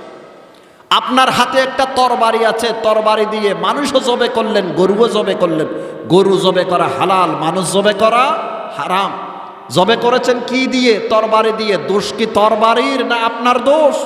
আপনার দোষ। তরবারির কোনো দোষ নেই, ইন্টারনেটের কোনো দোষ নেই, প্রযুক্তির কোনো দোষ নেই, মোবাইল ফোনের কোনো দোষ নেই, অ্যান্ড্রয়েড মোবাইল ফোনের কোনো দোষ নেই, টাচ মোবাইলের কোনো দোষ নেই। দোষ হলো আমাদের অপব্যবহারের কারণে আমরা ধ্বংস হয়ে যাচ্ছি। সন্তানের হাতে টাচ মোবাইল তুলে দিয়েছেন, অ্যান্ড্রয়েড মোবাইল ফোন সন্তানের হাতে তুলে দিয়েছেন। সে এমবি ঢুকিয়ে ইন্টারনেটের মাধ্যমে বিনোদনের নাম দিয়ে, কিসের নাম দিয়ে?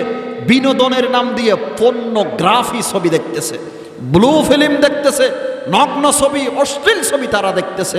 এগুলো দেখে দেখে আমাদের যুবক যুবতীরা ধ্বংস হয়ে যাচ্ছে। শুধু তো তাই নয়, বর্তমানে আমরা তো সন্তানদেরকে পড়াশোনার উপর উদ্বুদ্ধ করার জন্য এই কথা বলে থাকি, তুমি যদি এবার পরীক্ষাতে জিপিএ 5 নিয়ে আসতে পারো, তোমাকে একটা অ্যান্ড্রয়েড মোবাইল ফোন দেব, তোমাকে একটা টাচ মোবাইল দেব। আমার বাবারা যারা এখানে উপস্থিত আছেন, সন্তানের হাতে মোবাইল তুলে দেওয়া মানে জাহান্নাম তুলে দেওয়া। সন্তানের হাতে মোবাইল তুলে দেওয়া মানে জাহান্নাম তুলে দেওয়া। এক ইংরেজ বলেছে যে ইন্টারনেটের মাধ্যমে, মোবাইলের মাধ্যমে, ইন্টারনেট এবং মোবাইলের কারণে আমাদের কিশোররা 20 বছরের ভিতরে অশিক্ষিত হয়ে যাবে। কয় বছরের ভিতরে? 20 বছরের ভিতরে অশিক্ষিত হয়ে যাবে। মোবাইল আর ইন্টারনেট আমাদের কিশোরদেরকে, কচি কাঁচা বাচ্চাদেরকে অশিক্ষিত করে ছাড়বে। সেজন্য সন্তানের মা বাবারা যারা এখানে উপস্থিত আছেন, আপনাদের কাছে আমার অনুরোধ থাকবে যতটুকু সম্ভব সন্তানদেরকে মোবাইল থেকে দূরে রাখার চেষ্টা করতেই হবে আপনাদেরকে, যদি তাদের উজ্জ্বল ভবিষ্যৎ কামনা করেন। যুব সমাজের চারিত্রিক অধপতনের পিছনে আরেকটি কারণ হলো মাদকদ্রব্য সেবন। মাদক কাকে বলে? আল্লামা ডক্টর ইউসুফ আল কারজাভি রাহিমাহুল্লাহ তাআলা কিতাব রচনা করেছেন আল হালাল ওয়াল হারাম ফিল ইসলাম। ওই কিতাবের মধ্যে উনি লিখেছেন, আল খামরু হিয়াল মাদ্দাতুল কুহুলিয়্যা আল্লাতী তুহদিসুল ইসকার। এমন অ্যালকোহলীয় পদার্থের নাম হলো মাদক, যা পান করলে মানুষ নেশাগ্রস্ত হয়। সাহাবী রাসূল হযরত ওমর ফারুক রাদিয়াল্লাহু তাআলা আনহু আল্লাহ রাসূলের মিম্বরের উপর দাঁড়িয়ে ঘোষণা দিয়েছেন, আল খামরু মা খামারাল আকলা, মাদক সেই দ্রব্যর নাম যেই দ্রব্য মানুষের আকল বিবেক বুদ্ধিকে বিকৃত করে দেবে। বর্তমানে আমাদের যুবকরা বলে থাকে, কয় হুজুর মাদক পান করা হারাম বুঝলাম, কিন্তু আমরা তো দেশীয় মাদক পান করি না, আমরা তো বিদেশি মাদক পান করি, ভালো ব্র্যান্ডের মদ পান করি, সেটা হারাম হবে কেন? এই প্রশ্ন আজ থেকে 1400 বছর পূর্বে আমাদের নবী মুহাম্মদুর রাসূলুল্লাহ সাল্লাল্লাহু আলাইহি ওয়াসাল্লামের কাছে করা হয়েছিল। এক ব্যক্তি এসে নবীজিকে বলল, ইয়া রাসূলুল্লাহ, মধু দিয়ে, ভুট্টা দিয়ে, জব দিয়ে যদি মদ তৈরি করা হয় সেটা পান করা কি জায়েজ হবে? আল্লাহ রসুল সাল্লাল্লাহু আলাইহি ওয়াসাল্লাম তার জবাবে একটি মূলনীতি বর্ণনা করেছেন। আল্লাহ রসুল বলেছেন, কুল্লু মুস্কিরিন হারাম, যা পান করলে মানুষ নেশাগ্রস্ত হয় তা ইসলাম ধর্মে হারাম। কি দিয়ে তৈরি করা হয়েছে সেটা দেখার বিষয় নয়। ভুট্টা দিয়ে তৈরি করা হয়েছে, জব দিয়ে তৈরি করা হয়েছে, কলা দিয়ে তৈরি করা হয়েছে, পচা আম পচা কাঁঠাল দিয়ে তৈরি করা হয়েছে, কি দিয়ে তৈরি করা হয়েছে সেটা দেখার বিষয় নয়। পান করার পর কেউ যদি কি হয়ে যায়, নেশাগ্রস্ত হয়ে যায়, তাহলে সেটা ইসলাম ধর্মে কিয়ামত পর্যন্তর জন্য হারাম। স্কুল কলেজ ইউনিভার্সিটির বাইরে আরেকটা প্রশ্ন করে থাকে, সেটা হলো, কই হুজুর এক বোতল পান করা হারাম বুঝলাম, কিন্তু বন্ধু বান্ধবের সাথে যখন আমরা আড্ডা দিই তখন তারা আমাদেরকে বলে, দোস্ত এক ডুক খাইতে পারে, বন্ধু এক ডুক খাইতে পারে, এক বোতল পান করা হারাম, তুই এক ডুক পান করে দেখ। বন্ধুর মনোরঞ্জনের জন্য, মন রক্ষা করার জন্য হুজুর এক ডুক পান করার কি কোনো অনুমতি আছে? আজ থেকে 1400 বছর পূর্বে আমাদের নবী সেই প্রশ্নেরও সমাধান দিয়ে গেছেন। আল্লাহ রসুল বলেন, ক্বালা রাসূলুল্লাহি সাল্লাল্লাহু আলাইহি ওয়াসাল্লাম, মা আসকারা কাসীরুহু ফাকালিলুহু হারাম, আও কামা ক্বালা আন-নবিয়্যু আলাইহিস সালাতু ওয়াস সালাম। আল্লাহ রসুল বলেন, যেই দ্রব্য অধিক পরিমাণে পান করলে মানুষ নেশাগ্রস্ত হয়, তা কম পরিমাণে পান করাও ইসলাম ধর্মে হারাম। মাদক এক বোতল পান করলে মানুষ নেশাগ্রস্ত হয়, সুতরাং এক ডুক পান করাও ইসলাম ধর্মে হারাম। তার কারণ হলো, আপনি আজকে শখ করে এক ডুক পান করলেন, আগামীকাল এক কাপ পান করবেন, তারপরের দিন এক গ্লাস পান করবেন, এর পরের দিন এক বোতল পান করবেন, এর পরের দিন থেকে আপনি মদ পানে অভ্যস্ত হয়ে যাবেন। আপনার এক ডুক আপনাকে এক বোতল পর্যন্ত নিয়ে যাবে। সেজন্য আল্লাহর রসুল বলেন, এক বোতল পান করা যেমনিভাবে ইসলাম ধর্মে হারাম, এক ডুক পান করাবো ইসলাম ধর্মে তেমনিভাবে হারাম। মাদক এটা সিঙ্গেল গুনাহ নয়, এটা এমন একটা গুনাহ, সেই গুনাহটা যদি আপনি করেন আপনার থেকে অনেক অনেক বড় বড় গুনাহ সংগঠিত হবে। নাসাই শরীফের একটা ঘটনা আপনাদের সামনে আমি তুলে ধরতে চাই। এক বুজুর্গ ব্যক্তি, তার উপর এক বেশ্যা মহিলা আশেক হয়েছে, আসক্ত হয়েছে। বুজুর্গ ব্যক্তিকে বলল, হজরত আপনি একটু আমার ঘরে আসেন, আমি আপনার হাতে হাত দিয়ে ইসলাম ধর্ম গ্রহণ করব। বুজুর্গ ব্যক্তিরা সাধারণত একটু সাদা সিধা হয়, অন্তরে তেমন একটা পেঁচফুঁস থাকে না। বুজুর্গ ব্যক্তি চিন্তা করলো, একজন মেয়ে যদি আমার কারণে ইসলাম ধর্ম গ্রহণ করে, হতে পারে সে উসিলায় আল্লাহ তাআলা আমাকে জান্নাত দান করবে। এই কথা মনে করে বুজুর্গ ব্যক্তি ওই বেশ্যা মহিলার বাড়িতে গেল। যাওয়ার পর বেশ্যা মহিলা দরজা জানালা সব কিছু বন্ধ করে দিয়ে বুজুর্গ ব্যক্তিকে বলল, হজরত আমি ইসলাম ধর্ম কবুল করার জন্য আপনাকে ইনভাইট করিনি, দাওয়াত করিনি, আমি আপনাকে দাওয়াত করেছি লিতা কআ আলাইয়া, আমার সাথে জিনা করার জন্য। এটা যদি সম্ভব না হয়, এখানে একটা মদের বোতল আছে, এক বোতল মদ আপনার পান করতে হবে। এটাও যদি সম্ভব না হয়, এখানে একটা ছোট্ট বাচ্চা আছে, সেই ছোট্ট বাচ্চাটাকে তরবারি দিয়ে 2 টুকরা করতে হবে। বুজুর্গ ব্যক্তি চিন্তা করলো, বেশ্যা মহিলা, তার সাথে আমি জেনা কেন করব? ছোট্ট বাচ্চা, তাকে আমি 2 টুকরা কেন করব? মদ পান করা হারাম বুঝলাম আর কি, কিন্তু জান তো বাঁচাতে হবে, আপাতত খেয়ে নি, পরবর্তীতে আল্লাহর কাছে মাফ চেয়ে নেব। 3 গুনাহের মধ্যে সবচেয়ে হালকা মনে করেছে কোন গুনাহকে? মদ পান করাকে। 1 বোতল পান করার পর মাথাকে আর ঠিক আছে, বলল যে জি দুনি আর 1 বোতল দাও। 2 বোতল পান করার পর মাথার তার একটাও ঠিক নেই। এরপর ওই বুজুর্গ ব্যক্তি বেশ্যা মহিলার সাথে জিনা করে বসেছে, তরবারি দিয়ে ছোট বাচ্চাটাকে 2 টুকরা করেছে। মদ পান করেছিল অপর 2 গুনাহ থেকে বাঁচার জন্য, মদ পান করে ওই 2 গুনাহ করতে সে বাধ্য হয়েছে। সেজন্য ওসমান গনি রাদিয়াল্লাহু তাআলা আনহু বলেন, ইজতানিবুল খামরা ফাইন্নাহা উম্মুল খাবায়েস, মাদক থেকে বেঁচে থাকো, সমস্ত অপকর্মের মূল হলো মাদক। আমাদের অনেক যুবক ভাইয়েরা আছে, তারা বলে হুজুর আমরা তো মদ পান করি না, শুধু বিজনেস করি, ব্যবসা করি। পান করা যেমনি ভাবে হারাম, ব্যবসা করাও তেমনি ভাবে হারাম। হাদিস শরীফে আছে, আন আনাস রাদিয়াল্লাহু তাআলা আনহু قال لعن رسول الله صلى الله عليه وسلم في الخمر 10 عاصرها ومعتصرها وشاربها وحاملها والمحمولة إليه وساقيها وبايعها وآكل ثمنها والمشتري لها والمشترات له।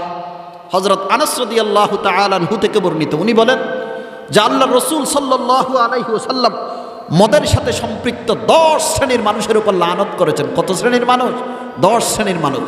যে ব্যক্তি মদ উৎপাদন করে তার উপর মুহাম্মদুর রাসূলুল্লাহর লানত, যে ব্যক্তি উৎপাদন করায় তার উপর মুহাম্মদুর রাসূলুল্লাহর লানত, যে ব্যক্তি পান করে তার উপর মুহাম্মদুর রাসূলুল্লাহর লানত, যে ব্যক্তি বহন করে নিয়ে যায় তার উপর মুহাম্মদুর রাসূলুল্লাহর লানত, যার কাছে বহন করে নিয়ে যাওয়া হয় তার উপর মুহাম্মদুর রাসূলুল্লাহর লানত, যে ব্যক্তি মদ পরিবেশন করে তার উপর মুহাম্মদুর রাসূলুল্লাহর লানত, ওয়া বাইআহা, যেই ব্যক্তি মদের বিজনেস করে, ব্যবসা করে, তার উপর মুহাম্মদুর রাসূলুল্লাহর লানত, ওয়া আকিলা সামানিহা, যেই ব্যক্তি মদ বিক্রি করে, মূল্য বক্ষণ করে, তার উপর মুহাম্মদুর রাসূলুল্লাহর লানত, যে ব্যক্তি মদ ক্রয় করে তার উপর মুহাম্মদুর রাসূলুল্লাহর লানত, যার জন্য ক্রয় করা হয় তার উপর মুহাম্মদুর রাসূলুল্লাহর লানত। মদ পান করা যেমনি ভাবে হারাম, মদের ব্যবসা করাও তেমনি ভাবে হারাম। হাদিস শরীফে আছে, মুসলিম শরীফের হাদিস, যারা মদ পান করবে তওবা করা ব্যতীত যদি ইন্তিকাল করে, কাল হাসরের ময়দানে আল্লাহ তাআলা তাদেরকে তিনাতুল খবাল পান করাবে। সাহাবায়ে কেরাম জিজ্ঞাসা করলো, ইয়া রাসূলুল্লাহ, তিনাতুল খবাল কাকে বলে? আল্লাহ রসুল বলেন, আরাকু আহলিন নার ও ওসারাতু আহলিন নার। তিনাতুল খবাল মানে জাহান্নামীদের গাম। তিনাতুল খবাল মানে জাহান্নামীদের কতস্থান থেকে যেই রক্তপুঞ্জ বাহির হয় সেগুলো হলো তিনাতুল খবাল। কোন মদদি, কোন গাজাটি, কোন নেশাখোর তওবা করা ব্যতীত যদি ইন্তিকাল করে, কাল হাসরের ময়দানে আল্লাহ পাক রব্বুল আলামিন তাকে জাহান্নামীদের গায়ের গাম পান করাবে, অথবা জাহান্নামীদের কতস্থান থেকে যেই রক্তপুঞ্জ বাহির হয় সেগুলো পান করাবে। বেশ, তওবা করা ব্যতীত মদদি যদি ইন্তিকাল করে, জান্নাত তার জন্য হারাম, জাহান্নাম তার জন্য অবধারিত। ক্বালা রাসূলুল্লাহি সাল্লাল্লাহু আলাইহি ওয়াসাল্লাম, সালাসাতুন ক্বাদ হাররামাল্লাহু আলাইহিমুল জান্নাহ, মুদমিনুল খামর, ইলা আখিরিল হাদিস, আও কামা ক্বালা নবী আলাইহিস সালাতু ওয়াস সালাম। আল্লাহ রসুল বলেন, 3 শ্রেণীর মানুষের উপর আল্লাহ তাআলা জান্নাতকে হারাম করে দিয়েছেন। তার মধ্যে সর্বপ্রথম হলো যারা নিয়মিত মদ পান করে। নিয়মিত মদ পান করা মানে সকালে 1 গ্লাস, রাতে আরেক গ্লাস পান করা, এই নাকি? না, নিয়মিত মদ পান করা মানে মদ পাইলে ছাড়ে না, ওয়ালাউ বাদা সিনিন, কয়েক বছর পরে হলেও মদ পাইলে যে ব্যক্তি ছাড়ে না সে হলো নিয়মিত মদ পান করনেওয়ালা। তার উপর আল্লাহ পাক রব্বুল আলামিন জান্নাত হারাম করে দিয়েছেন, জাহান্নাম তার জন্য অবধারিত। মুহতারাম হাজিরিন, আমার আলোচনা প্রায় শেষের দিকে। যুব সমাজের চারিত্রিক অধপতনের পিছনে একাধিক কারণ। সর্বপ্রথম কারণ কি বলেছিলাম? কার মনে আছে? সর্বপ্রথম কারণ কি বলেছিলাম? সুশিক্ষার অভাব। দ্বিতীয় নম্বর কারণ হলো মা বাবাদের অসতর্কতা। তৃতীয় নম্বর কারণ হলো প্রযুক্তির অপব্যবহার। চতুর্থ নম্বর কারণ হলো মাদকদ্রব্য সেবন করা। পঞ্চম নম্বর কারণ, এটাই হলো শেষ, সেটা হলো আমাদের যুব সমাজ বর্তমানে ধ্বংস হয়ে যাচ্ছে সহশিক্ষার কারণে। কিসের কারণে? সহশিক্ষার কারণে। ইসলাম শিক্ষার বিরোধিতা করে না, ইসলাম সহশিক্ষার বিরুদ্ধে। আগেও ছিল, এখনো আছে, কিয়ামত পর্যন্ত ইসলাম সহশিক্ষার বিরুদ্ধে। নারী পুরুষ এক বিদ্যালয়ে পাশাপাশি পড়াশোনা করবে, এর দ্বারা চরিত্র নষ্ট হওয়াটাই স্বাভাবিক, এর দ্বারা চরিত্র নষ্ট হওয়াটাই স্বাভাবিক। আরেকটা হলো যুব সমাজের চারিত্রিক অধঃপতনের পিছনে আরেকটা কারণ হলো ইহুদি খ্রিস্টানদের কৃষ্টি কালচারের অনুকরণ আমাদের যুবক যুবতীদেরকে ধ্বংস করে দিচ্ছে। আমাদের যুবকদেরকে দেখবেন তারা এখন চুল কাটতেছে পশ্চিমারা যেভাবে কাটে সেই রকম, কথা ঠিক কিনা? নাফিতের দোকানে গিয়ে বলবে 14 নম্বর স্টাইল যেটা আছে সেই স্টাইলে আমার চুলটা কেটে দাও তো। 14 নম্বর যেটা আছে, 14 নম্বর স্টাইল, এটা কি 14 নম্বর পারা নাকি? না, এটা হলো ইহুদি খ্রিস্টানদের স্টাইল। নাপিতের দোকানে 1 থেকে 30 পর্যন্ত এই স্টাইলগুলো দেওয়া আছে। সে যাওয়ার সাথে সাথে সর্বপ্রথম নাপিতকে বলে 14 নম্বরটা আমাকে চালিয়ে দাও, 15 নম্বরটা চালিয়ে দাও। আমরা চুল কাটি পশ্চিমারা যেই রকম কাটে সেই রকম, আমরা পোশাক পরিধান করি পশ্চিমারা যেই রকম পোশাক পরিধান করে সেই রকম, কথা ঠিক কিনা? বর্তমানে আমাদের যুবকদেরকে দেখবেন জিন্সের প্যান্ট পরিধান করে, সামনে দিয়েও ফাটা, পিছন দিয়েও ফাটা, উপরেও ফাটা, নিচ দিয়েও ফাটা। ফাটা প্যান্ট দেখেছেন আপনারা? গেঞ্জি পরিধান করে একেবারে ছিদ্র, এদিক দিয়ে ছিদ্র, এদিক দিয়ে ছিদ্র, ফাটা প্যান্ট, জিন্সের প্যান্ট পরিধান করে লজ্জাস্থান পর্যন্ত দেখা যাচ্ছে। একজনকে জিজ্ঞাসা করলাম, তোর বাবার এত টাকা পয়সা আছে, এই ফাটা প্যান্ট কেন তুই পরিধান করলি? কয় হুজুর এগুলো নিউ ফ্যাশন, এগুলো আধুনিকতা। লজ্জাস্থান দেখা যাচ্ছে, এটা নাকি আধুনিকতা। উলঙ্গপনার নাম যদি আধুনিকতা হয় তাহলে বন জঙ্গলের চতুষ্পদ জন্তু বাঘ বল্লুক তোর চাইয়ে সবচেয়ে বড় আধুনিক। কারণ বাঘ বল্লুক যেগুলো আছে বন জঙ্গলে, এরা কি কাপড় পরিধান করে? জিন্সের প্যান্ট পরিধান করে, পায়জামা পরিধান করে, লুঙ্গি পরিধান করে? কিছুই তো পরিধান করে না, তারা তো একেবারে উলঙ্গ। উলঙ্গপনার নাম যদি আধুনিকতা হয়, নিউ ফ্যাশন হয়, তাহলে তোর চেয়ে বড় আধুনিক হলো বন জঙ্গলের চতুষ্পদ জন্তু।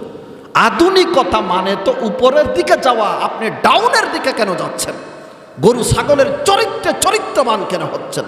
আল্লাহ আমাদের যুবক ভাইদেরকে বুঝার তৌফিক নসিব করুন। মুহতারাম হাজরিন, আমাদের মা বোনদেরকে দেখবেন এমন এমন কাপড় পরিধান করে রাস্তাঘাটে চলাফেরা করছে যেগুলো আপত্তিকর পোশাক। পশ্চিমারা যেই রকম পোশাক পরিধান করে, আমাদের মা বোনেরাও সেই রকম পোশাক পরিধান করা আরম্ভ করে দিয়েছে। অর্ধনগ্ন পোশাক, এমন পাতলা পাতলা কাপড় যে কাপড়ের ভিতর দিয়ে নারীর শরীরের রং দেখা যায়। হাদিসে আছে, আল্লাহ পাকের নবী বলেন, ক্বালা রাসূলুল্লাহি সাল্লাল্লাহু আলাইহি ওয়াসাল্লাম, সিনফান মিন আহলিন নার লাম আরাহুমা কওমুন মাআহুম সিয়াতুন কাআযনাবিল বাকার ইয়াদরিবুনা বিহান নাস ওয়া নিসাউন কাসিয়াতুন আরিয়াতুন মুমিলাতুন মাইলাতুন রুউসুহুন্না কাআসনিমাতিল বুখতিল মাইলা লা ইয়াদখুলনাল জান্নাতা ওয়া লা ইয়াজিদুনা রিহাহা ওয়া ইন্না রিহাহা লাতুজাদু মিন মাসিরাতি কাযা ওয়া কাযা আও কামা ক্বালা আন-নবিয়্যু আলাইহিস সালাতু ওয়াস সালাম। আল্লাহ রাসূল বলেন, 2 শ্রেণীর মানুষ জাহান্নামী, এই 2 শ্রেণীর মানুষকে আমি দেখিনি। এরা আমি দুনিয়া থেকে চলে আসার পর এদের আবির্ভাব হবে। 1 নাম্বার হলো এমন জাতি যাদের সাথে গরুর লেজের মতো চাবুক থাকবে, সেই চাবুক দ্বারা দুর্বলদেরকে প্রহার করবে। বিশ্লেষণ করলে লম্বা সময়ের প্রয়োজন। নাম্বার 2, ওয়া নিসাউন কাসিয়াতুন আরিয়াত, যেই সমস্ত নারীরা কাপড় পরিধান করে উলঙ্গ, আল্লাহ রসুল বলেন তারা জাহান্নামী। কাপড় পরিধান করে উলঙ্গ হওয়ার একাধিক ব্যাখ্যা। 1 নম্বর ব্যাখ্যা হলো এমনভাবে কাপড় পরিধান করেছে শরীরের কিছু অংশ ঢাকা, কিছু অংশ খোলা, এরা কাপড় পরিধান করে উলঙ্গ। শাড়ি পরিধান করেছে, পেটও দেখা যাচ্ছে, পিঠও দেখা যাচ্ছে, আর বাকি অঙ্গগুলো ডেকে রেখেছে, এরা কাপড় পরিধান করে উলঙ্গ। সেজন্য আমার মা বোনেরা যারা শাড়ি পরিধান করেন, এমনভাবে পরিধান করতে হবে যাতে আপনার পেট, পিঠ ইত্যাদি অঙ্গ দেখা না যায়। কাপড় পরিধান করে উলঙ্গ হওয়ার দ্বিতীয় ব্যাখ্যা হলো এমন পাতলা কাপড় পরিধান করা যে কাপড়ের ভিতর দিয়ে নারীর শরীরের রং দেখা যায়, সাদা না কালো, এরাও কাপড় পরিধান করে উলঙ্গ। সময় এটা কি সামনে আসবে না চলতেছে? চলতেছে। নাম্বার 3, এমন টাইট কাপড় পরিধান করেছে কাপড়ের উপর দিয়ে নারীর শরীরের অঙ্গগুলো বেশে উঠে, এরাও কাপড় পরিধান করে উলঙ্গ। বর্তমানে আমাদের সমাজে অভিজাত শ্রেণীর নারী যারা আছে, তাদেরকে দেখবেন জিন্সের প্যান্ট পরিধান করতেছে এবং শার্ট পরিধান করে ড্রাইভ করতেছে। একজন মেয়ে যদি শার্ট পরিধান করে, বেয়াদবি মাফ করবেন, তার শরীরের অঙ্গগুলো শার্টের উপর দিয়ে কি বেশি উঠবে না? আল্লাহ রসুল 1400 বছর পূর্বে বলেছেন এই সমস্ত নারীরা হলো জাহান্নামী। এরপর আল্লাহ রসুল বলেন মুমিলাতুন মাইলাত, যে সমস্ত নারীরা সাজসজ্জার মাধ্যমে পর পুরুষকে নিজের দিকে আকৃষ্ট করে তারাও জাহান্নামী। এরপর রসুল বলেন মাইলাত, যে সমস্ত নারীরা পর পুরুষের দিকে আকৃষ্ট হয় তারাও জাহান্নামী। আকৃষ্টকারিণী তারাও জাহান্নামী, আর যারা আকৃষ্ট হয় তারাও জাহান্নামী। এরপর আল্লাহ রসুল বলেন রুউসুহুন্না কাআসনিমাতিল বুখতিল মাইলা, যেই সমস্ত নারীদের মাথা হলো বুখতি উটের ঝুঁকানো ছুটের মতো, তারাও জাহান্নামী। ওট দেখেছেন? ওটের পিঠের উপর একটা কুজ আছে, চুটটা এরকম। এই চুটের মধ্যে মাংস বেশি থাকার কারণে চুটটা একদিকে ঝুঁকে থাকে। ওটটা যখন হাঁটে তখন চোটটা একবার ডান দিকে ঝুঁকে একবার বাম দিকে, এইভাবে। আল্লাহ রসুল বলেন যে সমস্ত নারীদের মাথা সেই রকম তারাও জাহান্নামী। বর্তমানে নারীরা বিউটি পার্লারে গিয়ে, কোথায়? বিউটি পার্লারে গিয়ে চুলগুলোকে বাঙ্গিয়ে একেবারে মাথার মধ্যে বড় সড়ো করে রাখে ওঠের কুচের মতো। এরাও যখন হাঁটে চুলগুলো একবার ডান দিকে ঝুঁকে একবার বাম দিকে ঝুঁকে। 1400 বছর পূর্বে মুহাম্মদুর রাসূলুল্লাহ সাল্লাল্লাহু আলাইহি ওয়াসাল্লামের ইরশাদ করেছেন এই সমস্ত নারীরা জান্নাতে যাওয়া তো দূরের কথা, জান্নাতের সুগন্ধি পর্যন্ত পাবে না। মুহতারাম হাজরিন, বলতে চেয়েছিলাম বর্তমানে আমাদের যুবক যুবতীরা ধ্বংস হয়ে যাবার পিছনে অনেক কারণের মধ্যে একটা কারণ হলো পশ্চিমাদের অনুসরণ এবং অনুকরণ। মনে হয় যেন আমাদের কোনো অনুকরণীয় ব্যক্তি নেই, অথচ আমাদের ব্যক্তিগত জীবন, আমাদের সামাজিক জীবন, আমাদের পারিবারিক জীবন, আমাদের রাষ্ট্রীয় জীবন, সর্বক্ষেত্রে আমাদের মডেল হলো জনাবে মুহাম্মদুর রাসূলুল্লাহ সাল্লাল্লাহু আলাইহি ওয়াসাল্লাম। আল্লাহ পাক রব্বুল আলামিন আমাদের যুবক যুবতীদেরকে মুহাম্মদুর রাসূলুল্লাহর সুন্নত মোতাবেক নিজের জীবনকে সাজানোর তৌফিক নসিব করুন। যেই সমস্ত কারণে যুবক যুবতীরা ধ্বংস হয়ে যাচ্ছে সেগুলো থেকে তাদেরকে সরিয়ে আসার তৌফিক নসিব করুন। 7 শ্রেণীর মানুষকে কাল হাশরের ময়দানে আল্লাহ পাক রব্বুল আলামিন আরশের নিচে ছায়া দান করবে, মনে আসেনি? মূল আলোচনার দিকে ফিরে আসি। প্রথম নাম্বার হলো ন্যায়পরায়ণ শাসক। দ্বিতীয় নাম্বার হলো যেই যুবক তার যৌবনকালটাকে আল্লাহর ইবাদতে ব্যয় করেছে। 3 নাম্বার হলো ওয়ারাজুলুন কলবুহু মুআল্লাকুন ফিল মাসাজিদ, যেই ব্যক্তির অন্তর মসজিদের সাথে ঝুলানো, নামাজ পড়ে মসজিদ থেকে বের হলেও পুনরায় মসজিদে আসার জন্য চটপট করে, মনে হয় যেন দুনিয়ার যদি কোনো কাজ না থাকতো, তার প্রয়োজনীয় কোনো কাজ যদি না থাকতো, সে মসজিদ থেকে বের হতো না, সেই ব্যক্তিকেও কাল হাশরের ময়দানে আল্লাহ আরশের নিচে ছায়া দান করবে। 4 নাম্বার হলো ওয়ারাজুলানে তাহাব্বা ফিল্লাহি ইজতামা আলাইহি ওয়া তাফাররাকা আলাইহি, সে দুজন ব্যক্তি যারা সামনে পিছনে একে অপরকে মহব্বত করে, আল্লাহ কেন্দ্রিক, দুনিয়ার কোনো স্বার্থে নয়, আল্লাহকে রাজি খুশি করার জন্য একে অপরকে মহব্বত করে, তাদেরকেও আল্লাহ কাল হাশরের ময়দানে আরশের নিচে ছায়া দান করবে, যেদিন আরশের ছায়া ব্যতীত আর কোনো ছায়া থাকবে না। 5 নাম্বার হলো যেই ব্যক্তিকে কোনো একজন কান্দানি রূপসী নারী অন্যায় কাজ করার জন্য ডেকেছে, সে তার মুখের উপর বলে দিয়েছে ইন্নী আখাফুল্লাহ, আমি অন্যায় কাজ করতে পারবো না, জিনা ব্যভিচার করতে পারবো না, কারণ আমি আল্লাহ তাআলাকে ভয় করি, আমার যুবকরা, এইরকম একটা পরিস্থিতি আপনাদের জীবনেও আসতে পারে। হতে পারে কোনোদিন আপনার গার্লফ্রেন্ড, আপনার স্কুলের বান্ধবী আপনাকে অন্যায় কাজের জন্য ডাকবে, আপনার চাচাতো বোন, জ্যাঠাতো বোন, ফুফাতো বোন, মামাতো বোন হতে পারে কোনোদিন অন্যায় কাজের জন্য আপনাকে ডাকবে। আপনি যদি আপনার চাচাতো বোন, জ্যাঠাতো বোনকে মুখের উপর বলে দিতে পারেন ইন্নী আখাফুল্লাহ, আমি আল্লাহকে ভয় করি, এই অন্যায় কাজ জিনা ব্যভিচার আমি করতে পারবো না, হে যুবক, এমনটা যদি তুমি বলে দিতে পারো, কাল হাশরের ময়দানে আল্লাহ তোমাকে আপন সিংহাসনের নিচে, আপন আরশের নিচে ছায়া দান করবে, যেদিন আরশের ছায়া ব্যতীত আর কোনো ছায়া থাকবে না। 6 নাম্বার ওয়ারাজুলুন তাসাদ্দাকা বিসাদাকাতিন ফাআখফাহা হাত্তা লা তা'লামা শিমালুহু মা তুনফিকু ইয়ামিনু, যেই ব্যক্তি এমনভাবে সদকা করেছে তার ডান হাতে সদকা করলে বাম হাতে জানে না, তার মানে খুব গোপনীয়তার সহিত সদকা করেছে। কিন্তু বর্তমানে তো উল্টা, মাদ্রাসায় যদি একটা গরু দিতে পারে, একটা ছাগল যদি দিতে পারে, মুহতামিম সাহেবের কানে কানে গিয়ে বলে, হুজুর জোহরের পরে যখন আপনি হিসাব নিকাশ শোনাবেন, আমি যে গরু দিয়েছি সেটাও একটু বলিয়েন, আমি যে মাদ্রাসায় গরু দিয়েছি, ছাগল দিয়েছি সেটাও একটু কি বলিয়েন। তার দিলের মধ্যে কি ইখলাস আছে? না। হাদিসে আছে, আল্লাহ পাকের নবী বলেন, মান সাল্লা ইউরাই ফাকাদ আশরাকা ওয়া মান সামা ইউরাই ফাকাদ আশরাকা ওয়া মান তাসাদ্দাকা ইউরাই ফাকাদ আশরাকা। যে ব্যক্তি নামাজ পড়লো, রোজা রাখলো, দান দক্ষিণা করলো, দান সদকা করলো, মানুষকে দেখানোর জন্য সে শিরিক গুনাহ করলো। আল্লাহ আমাদেরকে শিরিক মুক্ত আকীদা নিয়ে দুনিয়া থেকে যাওয়ার তৌফিক নসিব করুন। সপ্তম নাম্বার হলো ওয়ারাজুলুন যাকারাল্লাহা খালিয়ান ফাফাদাত আইনা। যে ব্যক্তি নির্জনে বসে যখন আল্লাহ তাআলার জিকির করে, তখন তার দুই চক্ষু দিয়ে জর্জর করে পানি আরম্ভ হয়। আল্লাহ রসুল বলেন, সেই ব্যক্তিকেও আল্লাহ কাল হাসরের ময়দানে আরশের নিচে ছায়া দান করবে, যেদিন আরশের ছায়া ব্যতীত আর কোনো ছায়া থাকবে না। আল্লাহ পাক রব্বুল আলামিন আমাদেরকে 7 শ্রেণীর মানুষের অন্তর্ভুক্ত হওয়ার তৌফিক নসিব করুন।